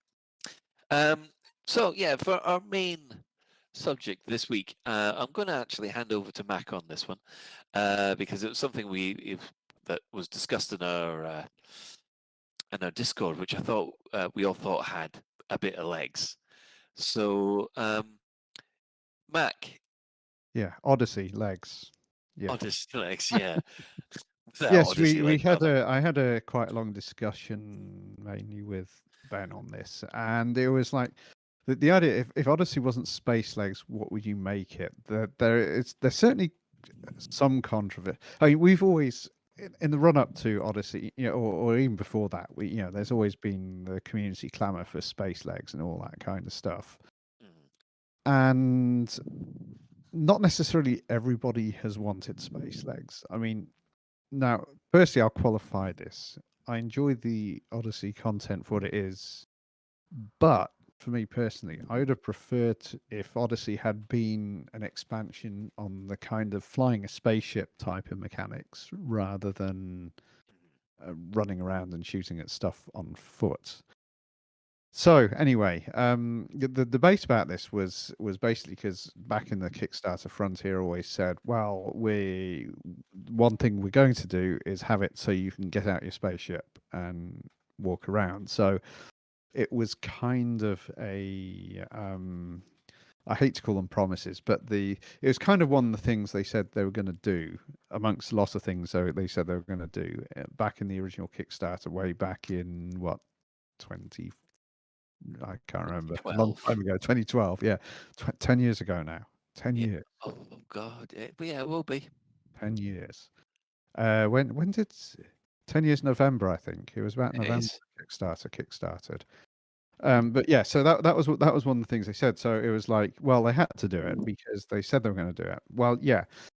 My argument about this was, yeah, they probably should do it, and I fully support them doing space legs, but I thought it should have come secondary to deepening the space game. Now, a kind of, I hate this phrase, the whole mile wide and inch deep thing. They could have. I always like to remind people when they go on about a mile wide and an inch deep. If it's assuming it's a 3-dimensional space, it's a square. A square that's a mile wide on each side, an inch deep. It's actually the volume of like 26 Olympic-sized swimming pools. So there's actually quite a lot of volume there. But yeah, my argument is I'd have preferred to have seen the space game deepened and some of the kind of almost placeholdery stuff to be expanded upon more so than all the space leg stuff. I was also talking this week with Souverain, formerly of this parish, who some of you might remember, who, well, hopefully everybody remembers because it wasn't that long ago. But I think he came up with a very good point that Odyssey was simultaneously not ambitious enough and too ambitious. So in some ways, some aspects of it ended up being, they sort of shot themselves in the foot with the amount of changes they made to the game engine, for instance, and all the optimization that's still outstanding. In other ways, it didn't. If you look at like the missions, for instance, there. One thing I'll say about the whole thing with missions is ignoring the BGS for a moment, which of course gives us some depth because it gives players some agency, etc., etc. If you just look at the mechanics of the missions on their own in isolation, they're kind of what used to be in Frontier First Encounters back in when did FFE come out? 1994 or something. And so by now we should have a mission system that's perhaps a bit deeper than that. Perhaps has some NPC, because you could do things like implement NPC persistence through procedural generation. So you could procedurally generate a more persistent NPC with routes and decision points and what have you, and so there was a bit of a debate about this. Should Odyssey have been space legs at all? Now, of course, there's probably people saying, yeah, absolutely should be space legs. They promised, and yeah, but I don't know. I personally think there's a bit of a missed opportunity for improving for making the spaceship game, which after all is the core, which has always been the core of Elite since it started in 1984. That could have been made deeper. So, and there's all sorts of aspects you could make it deeper. For instance, like we could have had more on the planet side of things, so more exploration stuff, more things to go and see and poke at, like back in Frontier First Encounters, you could actually go through things like the atmospheres of gas giants. Of course, it was early 90s graphics, so today it's not anything to write home about, but with today's graphical capabilities, that could be something quite breathtaking. Things like improved volcanism, where you actually have proper volcanoes with flowing lava and all this kind of stuff. Atmospheres with weather, more player agency in the actual, the missioning system, that kind of thing. So that was kind of a lot of the discussion, and also joining up some features. You may some people may remember Obsidian Ants, probably, I don't know, some time about when Horizons had been out for a year or so, and there was another player revolt about this, that, and the other. Probably engineering again. That people saying, "Oh, there's no content in Elite," and he was saying, "Well, there's tons of content, but the problem is it's not very, a lot of it's not joined up." Yeah, and it's not signposted very well either. Yeah. So like his thing was saying, like if you find a guy, if you just, you're flying around, you find a signal source on the planet, you land and there's an occupied escape pod, you could have gameplay like the guy says, "Oh, thank you for rescuing me. This guy, this organization went to kill me." So then you go and investigate that, and it sort of makes a whole chain. It makes a mini sort of procedurally generated storyline that you follow. Yeah, I think the one. I mean, I'm not trying to shoot any of these ideas down, because basically they are good ideas and we'd like to see them in them. It's just whenever anyone says, "Oh, these missions can be procedurally generated," it just takes me back to what Alan was telling me about his experience on Phoenix Point, where the plot is procedurally generated as you go along, and he said it was an absolute nightmare to write and code.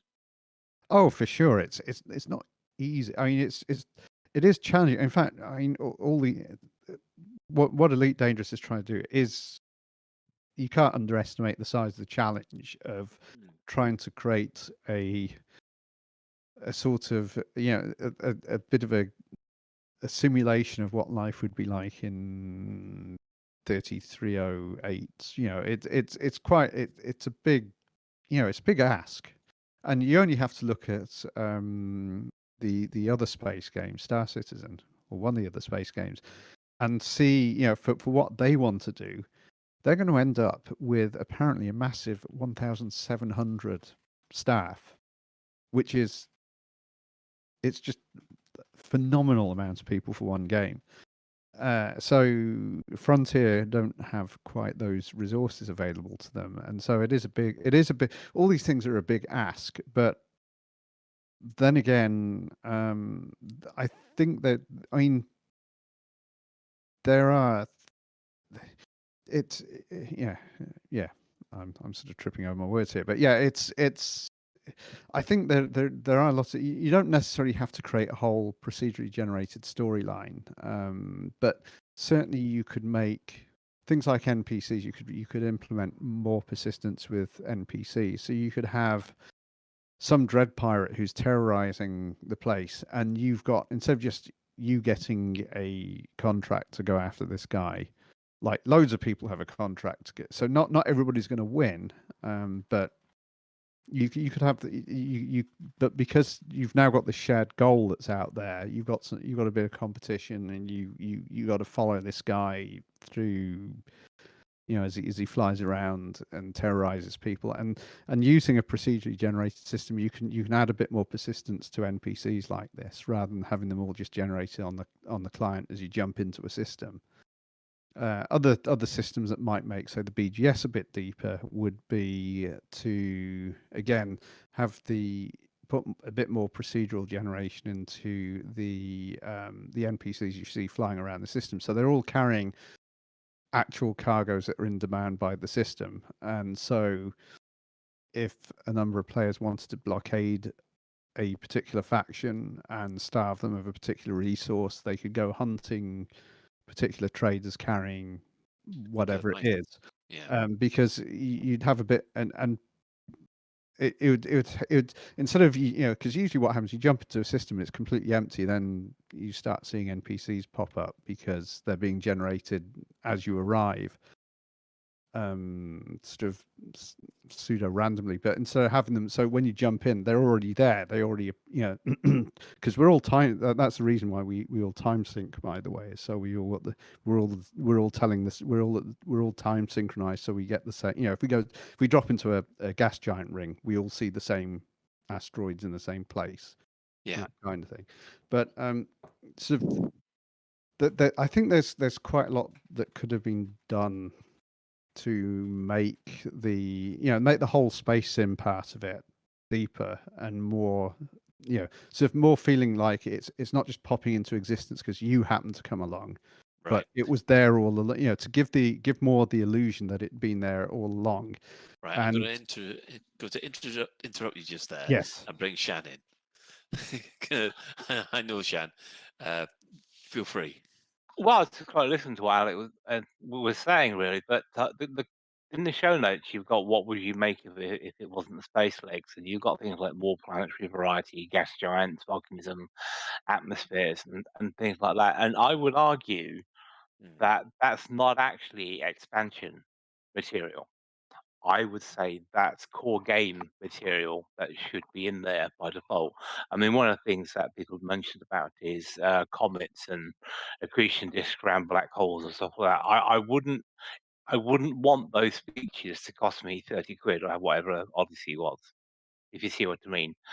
I do wish though that they had moved away from the FPS 2005 style shooting game and made it something more akin to, for a better name, cyberpunk. I know it couldn't ever be that because of size and complexity, but definitely I think needs to be more depth and variation in the on foot side of things. And player agency, you mentioned it earlier on about the kidnapped emperor.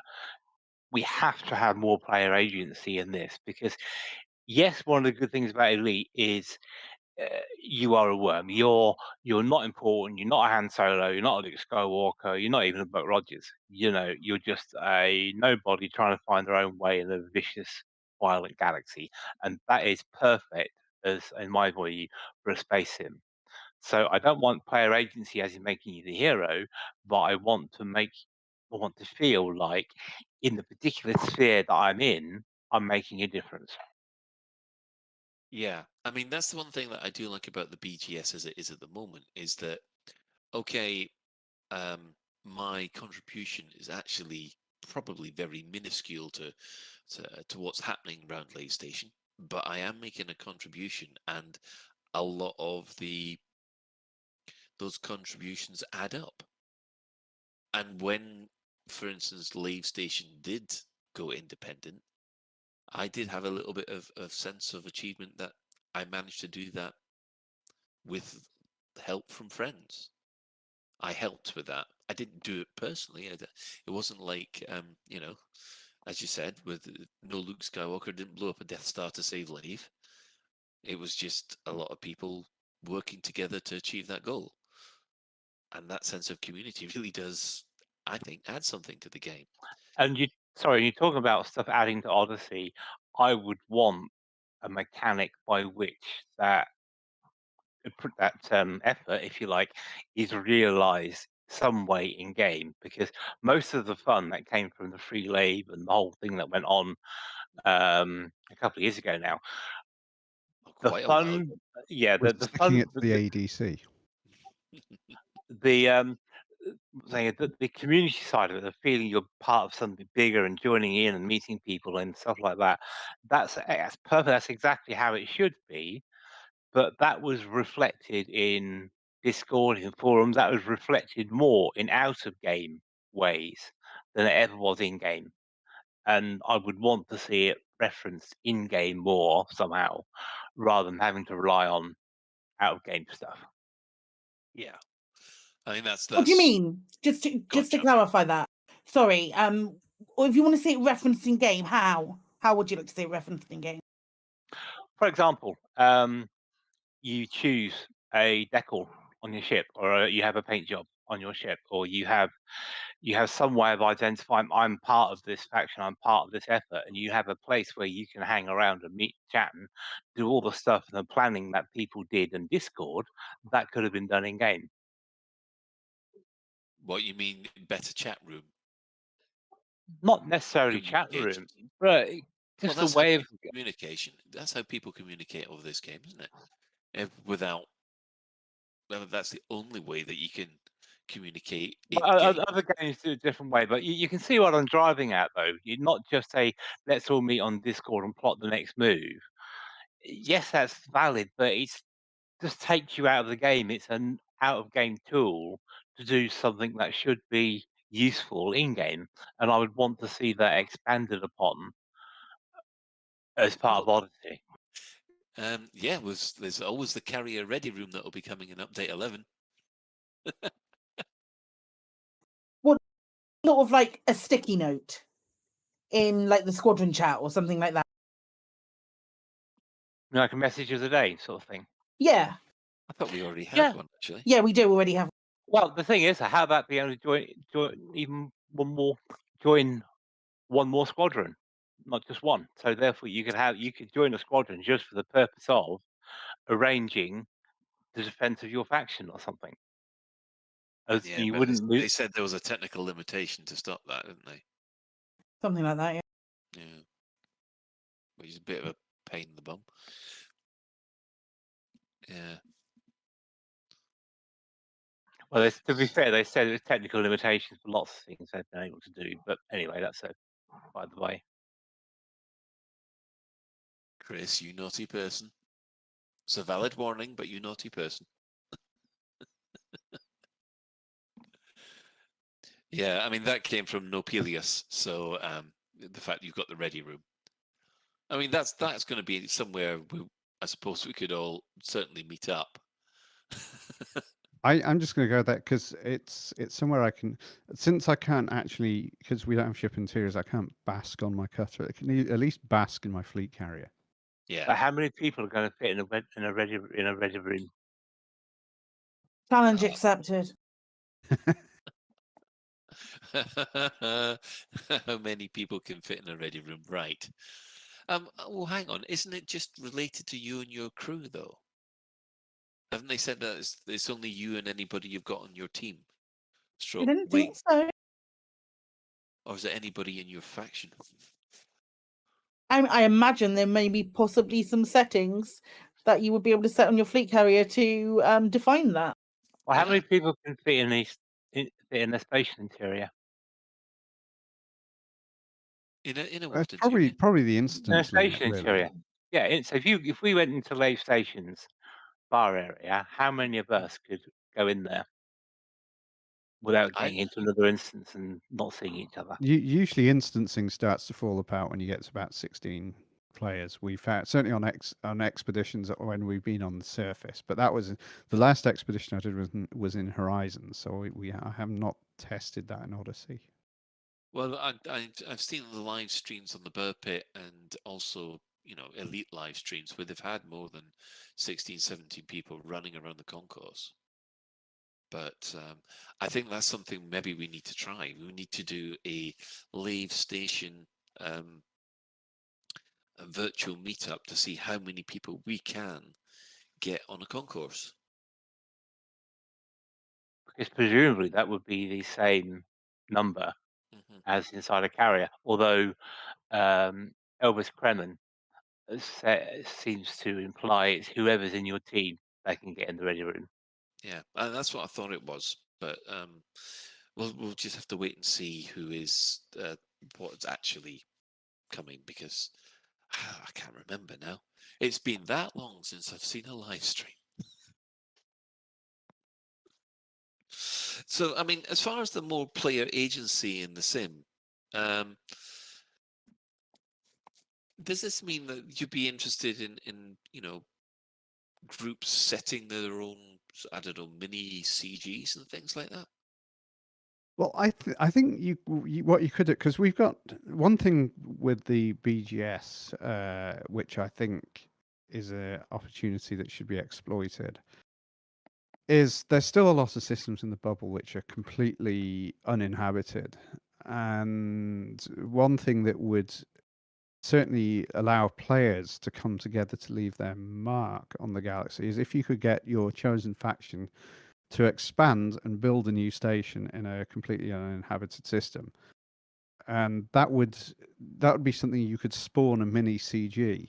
The kind of like the wing missions for delivering cargo. They're kind of like almost like mini cargo CGs right now, but you could do that kind of thing only sort of bigger, and have it result in, so you don't just collect one thing, you collect all the stuff you need for a station, and your chosen faction actually builds a new station in an uninhabited system.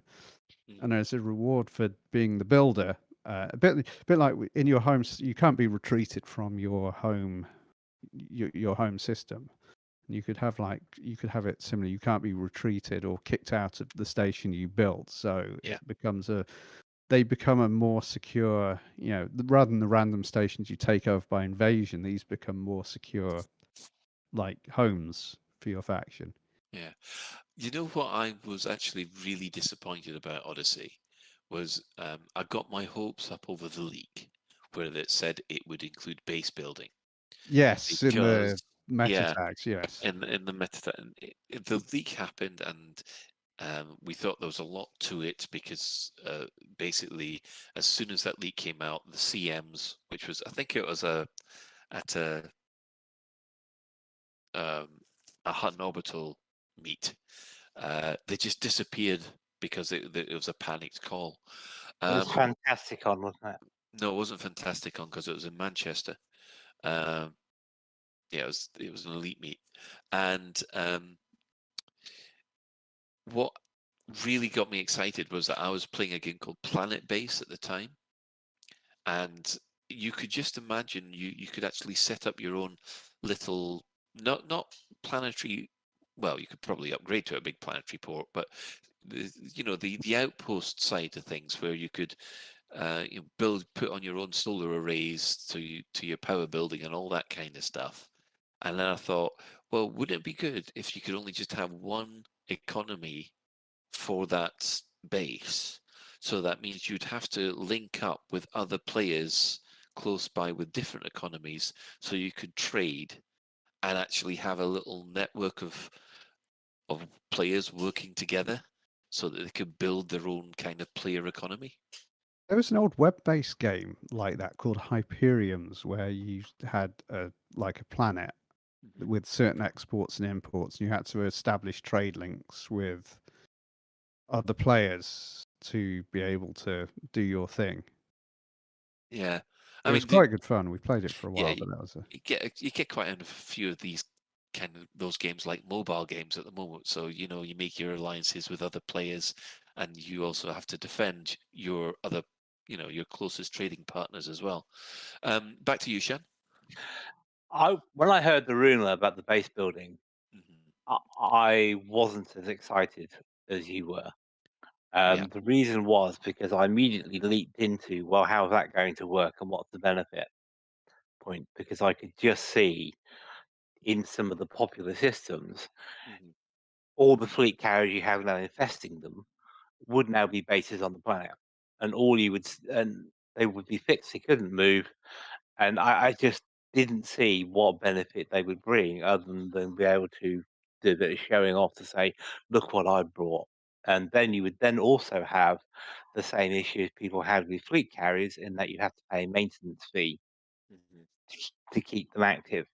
So I was never a great fan of the idea of base building for that reason. The other thing that sprung to mind regarding base building was okay, so I can only have one base. What happens if I get bored or want to go somewhere else? I can't move it around like I can a fleet carrier. So yeah, I just don't think it would ever have worked. But it was an interesting theory, I suppose. It's just, I mean, it's not like the No Man's Sky base. I didn't have the idea of the No Man's Sky base building because that is effectively just building creating buildings brick by brick. This was more like sort of base management than the actual building. It's, I don't know. It's just the idea of working with other players to build up a little section of space away from the bubble. You know, just like when Colonia started. Imagine what it'd been like if someone said, "All right, okay, we're allowed to put up one base each, and there's only allowed a certain number of bases on per planet." So that way, that people would kind of create a network in order to create a new mini bubble, but it'd be a player-run mini bubble. I thought that would be a good meta to for people That's to kind of what end we have with the carrier stuff, don't we? Now we have that now almost. Well, yes and no, because we don't have any production facilities. You know, we don't have a module on your carrier to create industrial goods or obviously high tech goods or food, for instance. You don't have a garden carrier.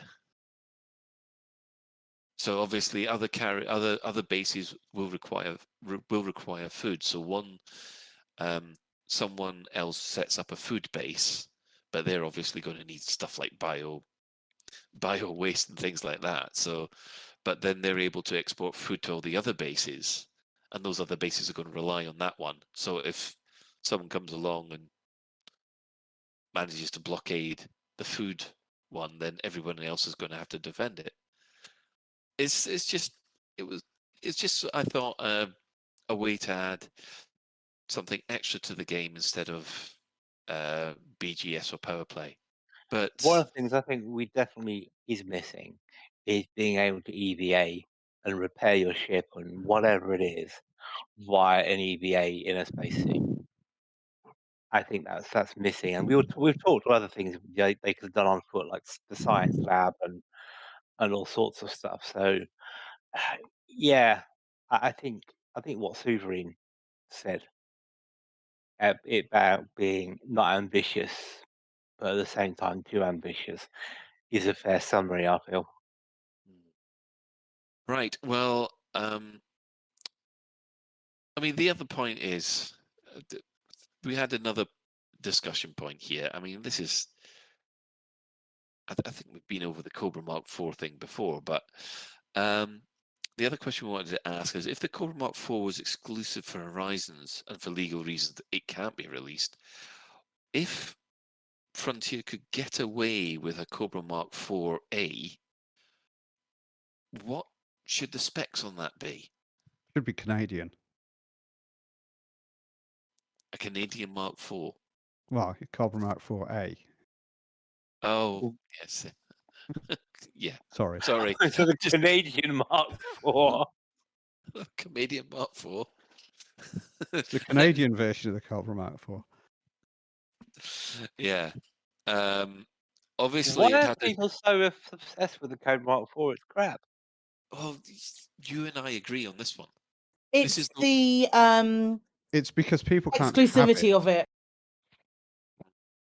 Yeah. Because people can't have it, they want it very badly.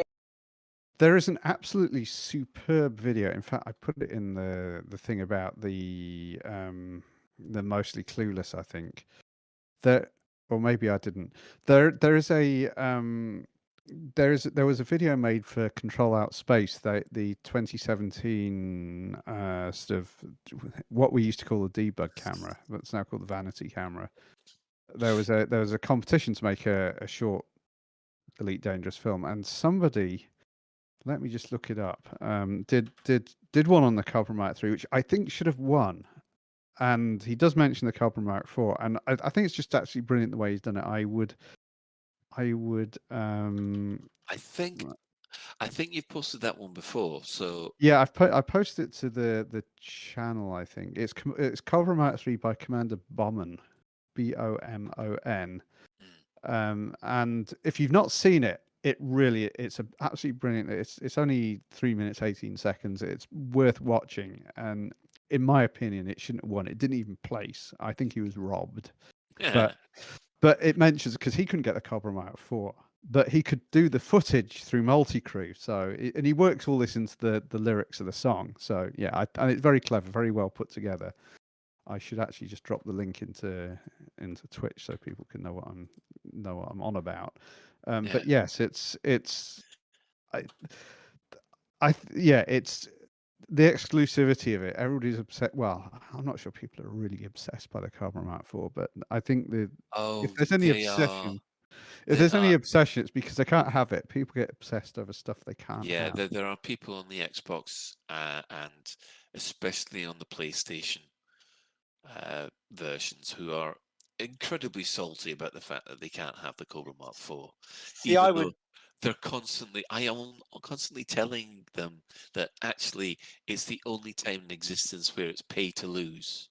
So yeah, I mean, if it was me, because of all the fuss about it, I would change the specs of the Cobra Mark 4 to jump as far as an asp, have the same heating power as a Third Lance, and be as fast as Imperial Courier with 300 tons of cargo.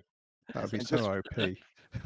And just watch the salt float. Yeah, it wouldn't. No, it wouldn't be OP because only the special people would be able to get one. Yeah, I can get a Cobra Mark 4, but I don't have one. I've never flown one. yeah. There you go. Go after Mac. He's never. He can fly a Cobra Mark 4, but won't. Yeah, but you can and don't. That's worse. But what actually one very big thing do I'll have a Cobra say Mark for Odyssey is it's made the small ships really useful again. Whenever I get the bug for doing like some ground-based petty crime, sort of running around bases and stealing stuff without being caught, which doesn't always go very well, I tend to use my Imperial Courier, and I've not used my Imperial Courier this much in forever, but it's just such a great ship for doing like Odyssey ground-based stuff because you nip it, and when it all goes pear-shaped, you can run away very, very quickly. Yeah, it's a very good Brave Sir Robin ship. Yeah, I'm the same. I use the Cobra Mark 3 for that. Yeah, I'm with Paul Archer and Shan here. Cobra Mark 3 is now my go-to Odyssey ship.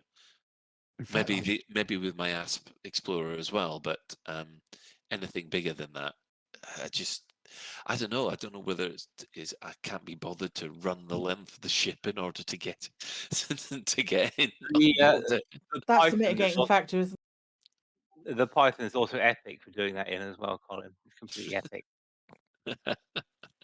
I mean, obviously, this Cobra Mark 4A, if you like, would have to be a small ship.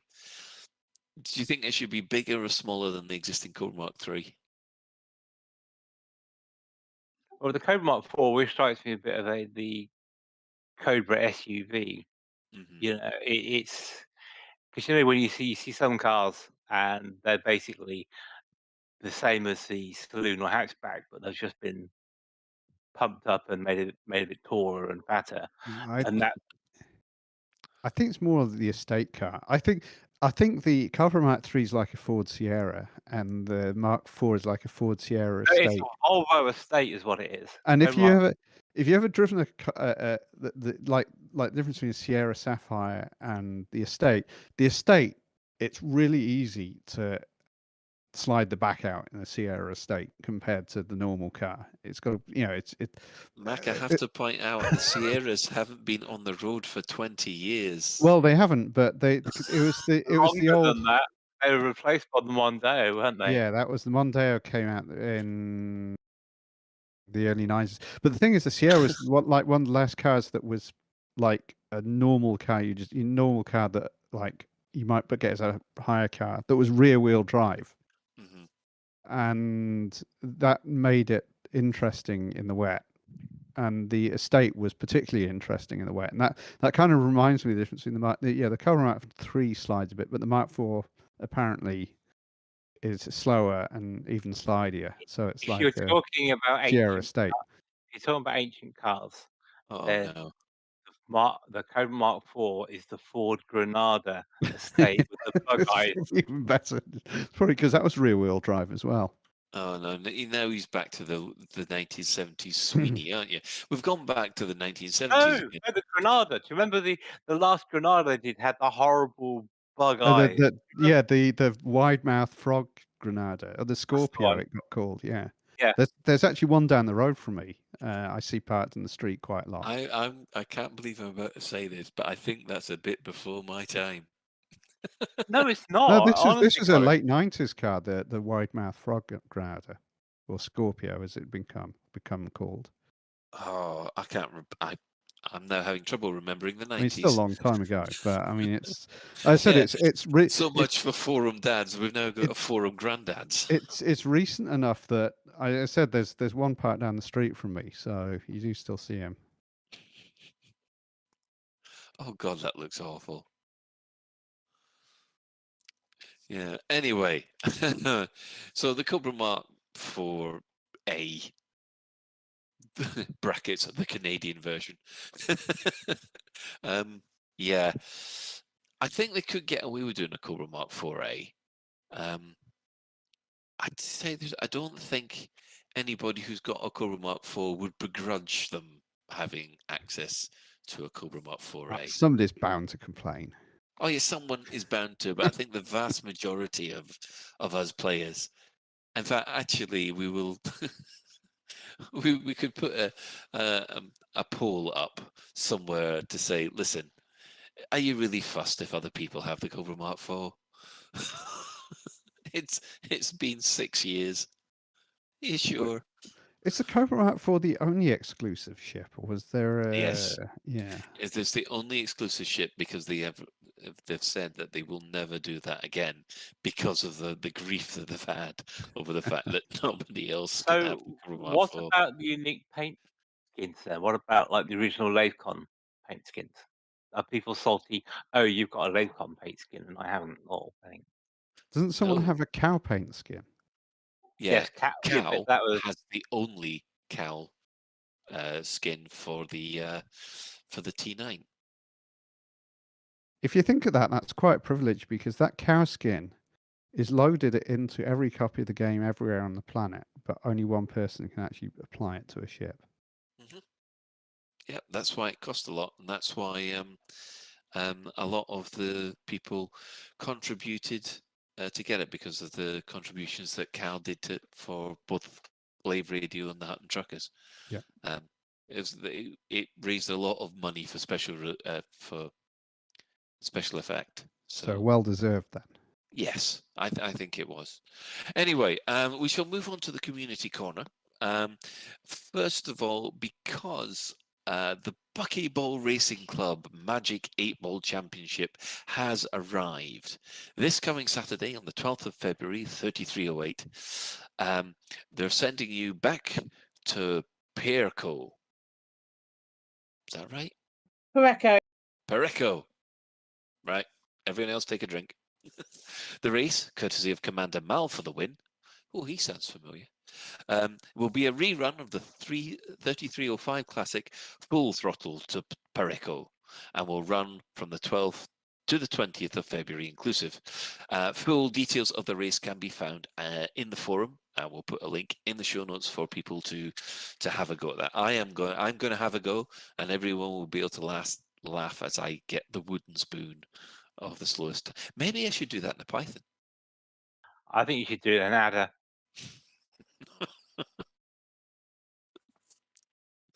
Oh no, I'll do it in my Cobra Mark 4 because I can.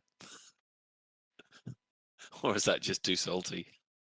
They should have a middle finger paint job for that, shouldn't they? All of a sudden, I'm thinking of Vox Machina again. Don't know why. The rules Anyway. of Vortag are incredibly complex.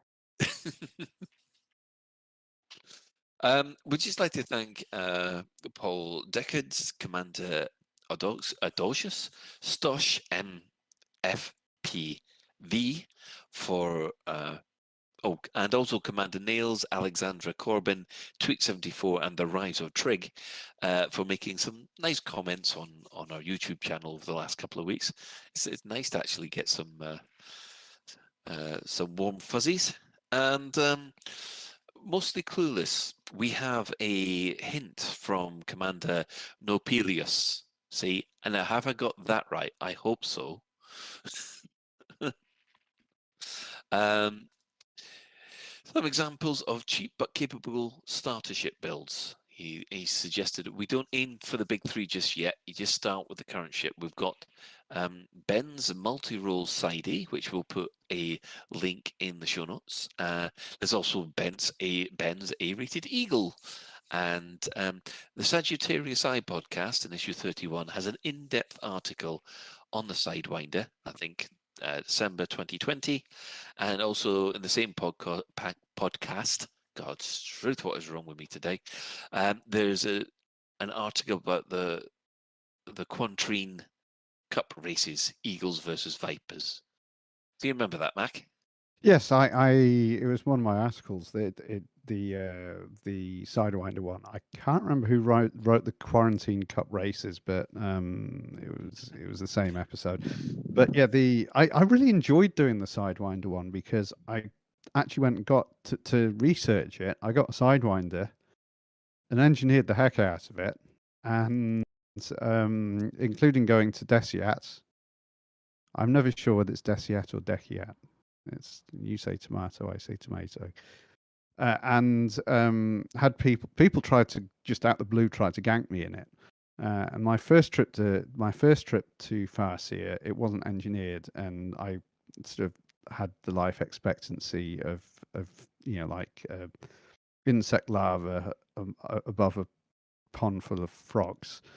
The second time I came in, I did have if you get the enhanced performance thrusters and then get them like grade 5 dirty drives, the Sidewinder is actually pretty speedy. And there was one of the I won't call him a ganker, but one of the well-known PvPers, Commander Neotantrix, went after me, and he basically couldn't even take a ring of shields off me because it's just too small and too quick. And I actually had a lot of fun researching that article because I went and took it. I took the Sidewinder out into conflict zones, and I did some bounty hunting with it. And all the sort of usual things. It all came from, if you look in the old Frontier First Encounters manual, in the back they had like this used ship salesman's guide to ships with this character they invented called Big Bob Isacati, who was like the ship salesman. And he always had some pithy comments about every ship. And he described the Sidewinder as a cruel machine. I think because back in the day it was relatively more powerful than in today's sort of engineered world. So I thought I'd test this. Is it really still this cruel machine? And spoiler alert, my conclusion was yes, it is a cruel machine because the targets of the Sidewinder suffers a very slow and very humiliating death. So yeah, I had a lot of fun with it. It's worth, if you've not flown a Sidewinder in a while, it's worth getting one, engineering the crap out of it, and then go fly it around and have some fun with it. It's, as I said, it's slow to kill anything, but it's good fun. Cool. Right, moving on to any other business. I do believe, Psykit, you've got something you want to bring up? Game Blast is coming up. Game Blast is the weekend of gaming for special effects. Mm-hmm. I am doing something on the Sunday evening, ending in a quiz, but it will probably start early, but we're doing a quiz on the Sunday evening, which is the 27th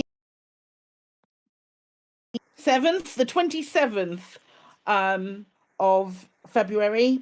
But special effect, Game Blast, good times, raising money for charity, hopefully. Yeah, because we've got the Frontier special effect meetup on the 25th. Yeah, that's on the Friday, and then I'll be back and doing that. Yeah, God knows why. But yeah, we're doing that. Yeah, so well, looking forward to that for quite a while. Right, I think that brings us almost to the end of the show, so I'll do our usual shout outs. So obviously our sister station, Hutton Orbital Radio, it broadcasts on a Thursday at 8:30. You can tune in at twitch.tv/Hutton Orbital Truckers, or if you just want the audio, go to radio.forthemug.com. For the discerning commander that likes a bit of CQC action, check out the CQC Discord at discord.me/Elite Dangerous CQC. We're also giving shout-outs to the following Elite Dangerous podcasts. So there's Alagrab AM, Black Sky Legion, Canon Podcast, the Spanish speakers have the Elitacast, there's the Fatherhood Podcast, obviously Flight Assist, there's a Guard Frequency, and congratulations to Commander Chig of the Loose Screws podcast. He managed to get 6 times Elite. Is it sextuple Elite? After finally completing CQC Elite. He's one of, according to Inara, he's one of only 6 people who've managed to get 6 elites. So congratulations. And we've got Squeaking Fuel and System Chat. And if you want a literary discussion about sci-fi and fantasy books, then there's the Data Slate podcast, which was created by Station Commander Alan Stroud. Now, following this, we have the latest Galnet News Digest, as provided by Commander Witherspoon and Commander Beetlejude, coming up next.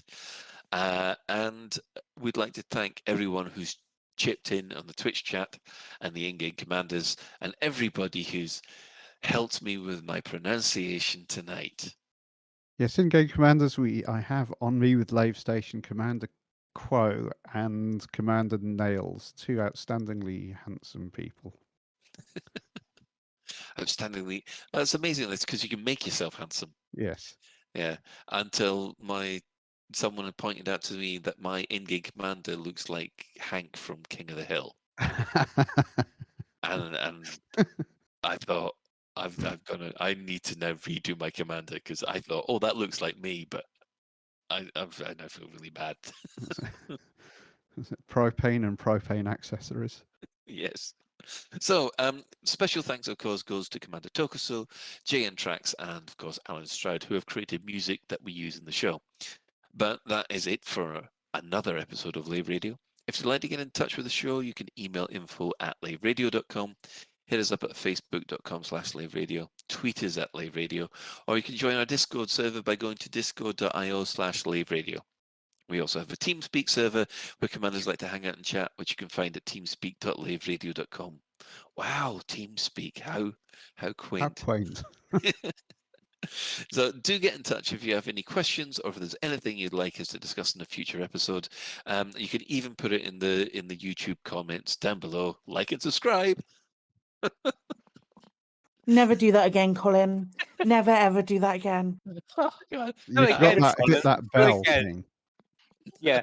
Do it again so they can sniff it out and make it as part of the intro. I'm sorry. I can't believe I did that. I genuinely feel like my face hurts from the amount of cringe that just happened here. Oh, Dad cringe, don't you? Smash that like button. Don't forget to ring the notification bell. There's our clip. There's our clip. Holy shit. So I think actually it's Psykit 1, Colin 1, because the goal that evened everything up, Colin just scored from the like and subscribe. So what the hell are you on about, Shan? I have no idea. Jesus Christ! Listen, you said that the peanut. Oh my God, I've been so bored. Jesus Christ. Wind it up, Colin. Wind it up quick. Right, Lave Radio is recorded live on a Tuesday evening at 8:30 and streamed out at laveradio.com/live. Yeah, this is on your radio right now. So thanks to Mac, thanks to Psykit, and thanks to Shan. Special thanks goes to today's tech specialist, the Chris Mark IV. So until next time, commanders, fly safe, and if you can't do that, fly dangerous.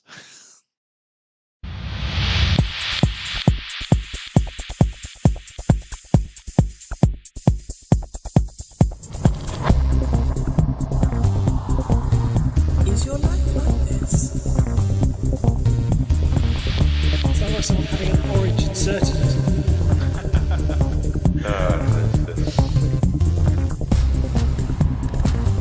a safe word. Space can be done.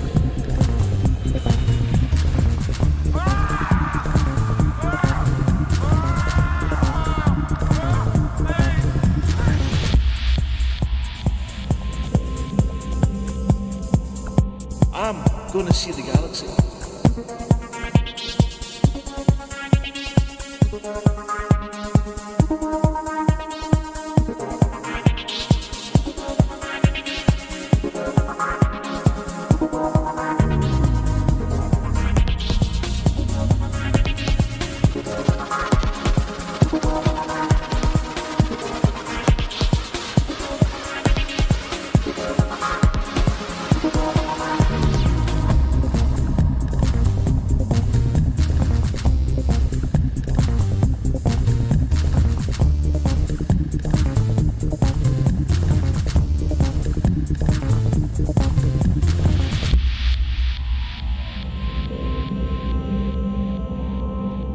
Ah, damn it. No worries, guys. Hold the fort for 2 seconds. I'll be right back. The Emperor has been absent from public life for nearly a year. Her last public engagement was in September 3306, just after the start of the Marlinist bombing campaigns, although she was apparently seen behind the scenes as late as February 3307. Everyone thought the Emperor was in hiding from the NMLA, making her proclamations to the Empire through Chancellor Blaine. But it turns out something far more sinister has been happening.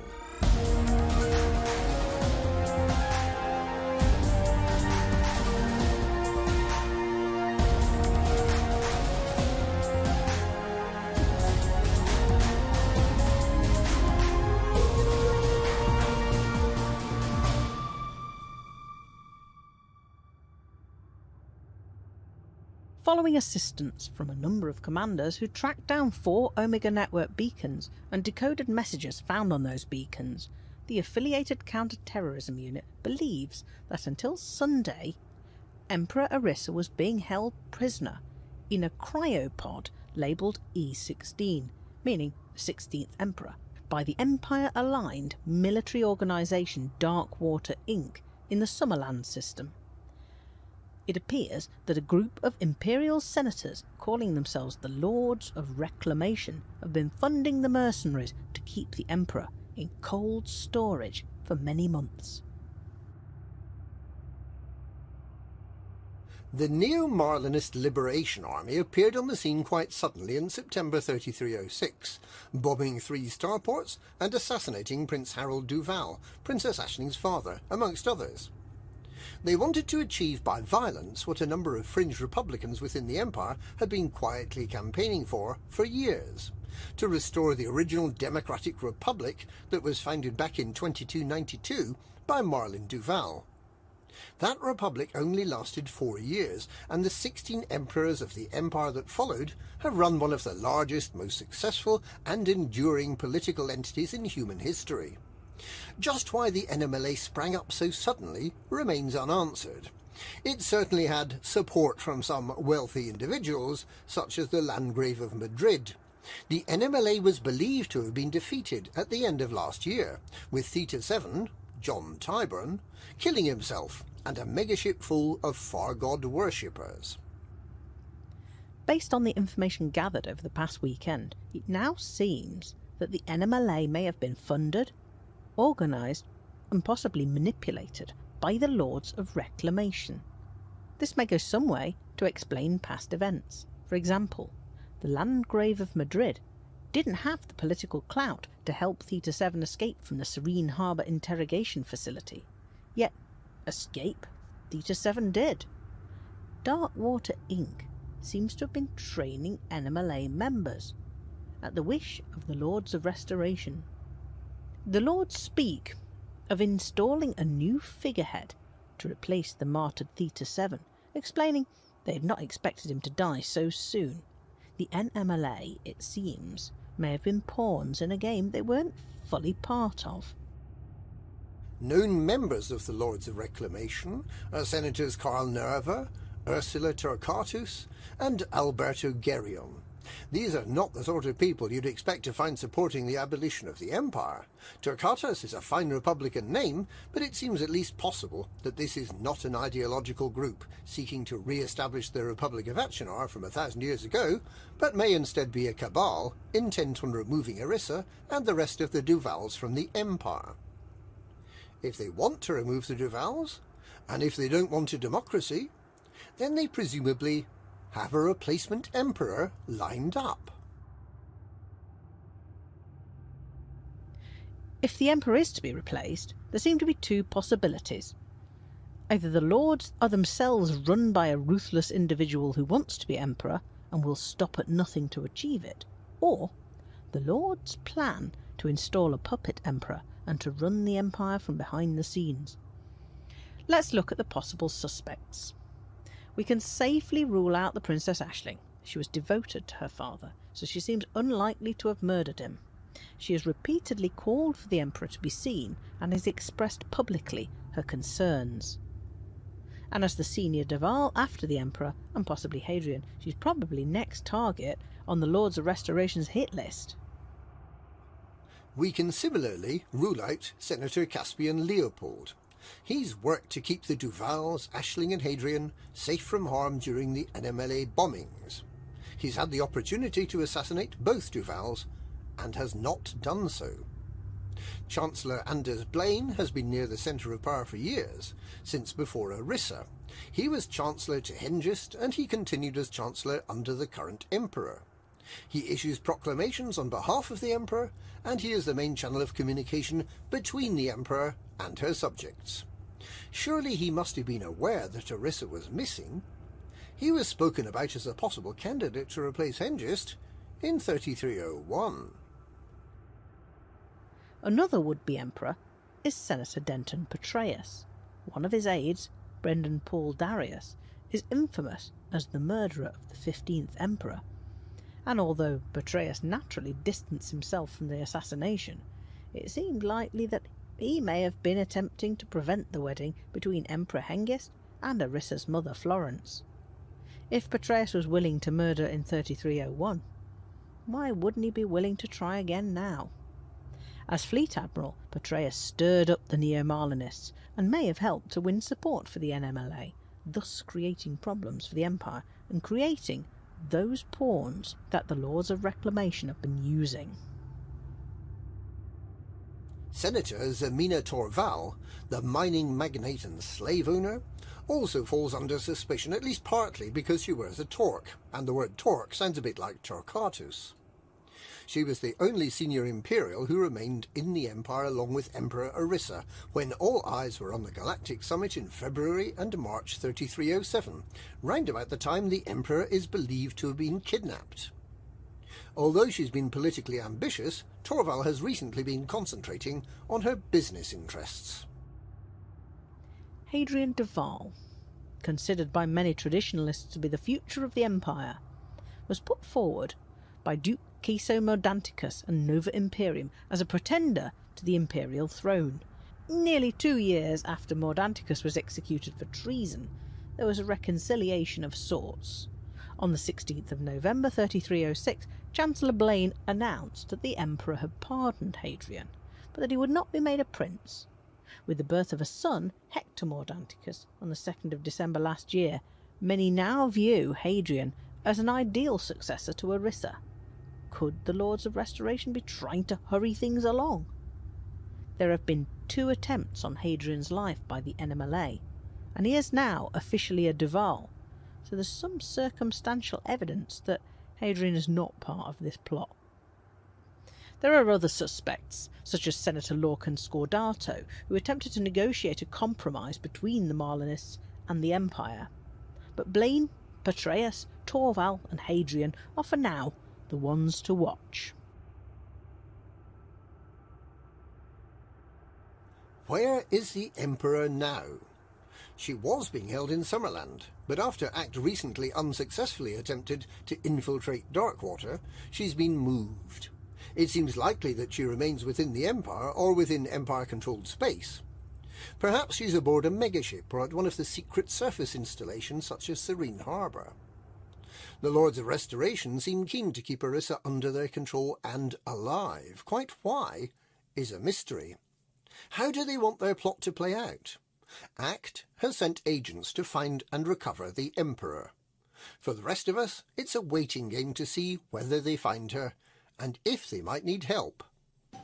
This is one of the most bizarre episodes in galactic politics. We should soon find out some answers to the why, the who, and the where questions.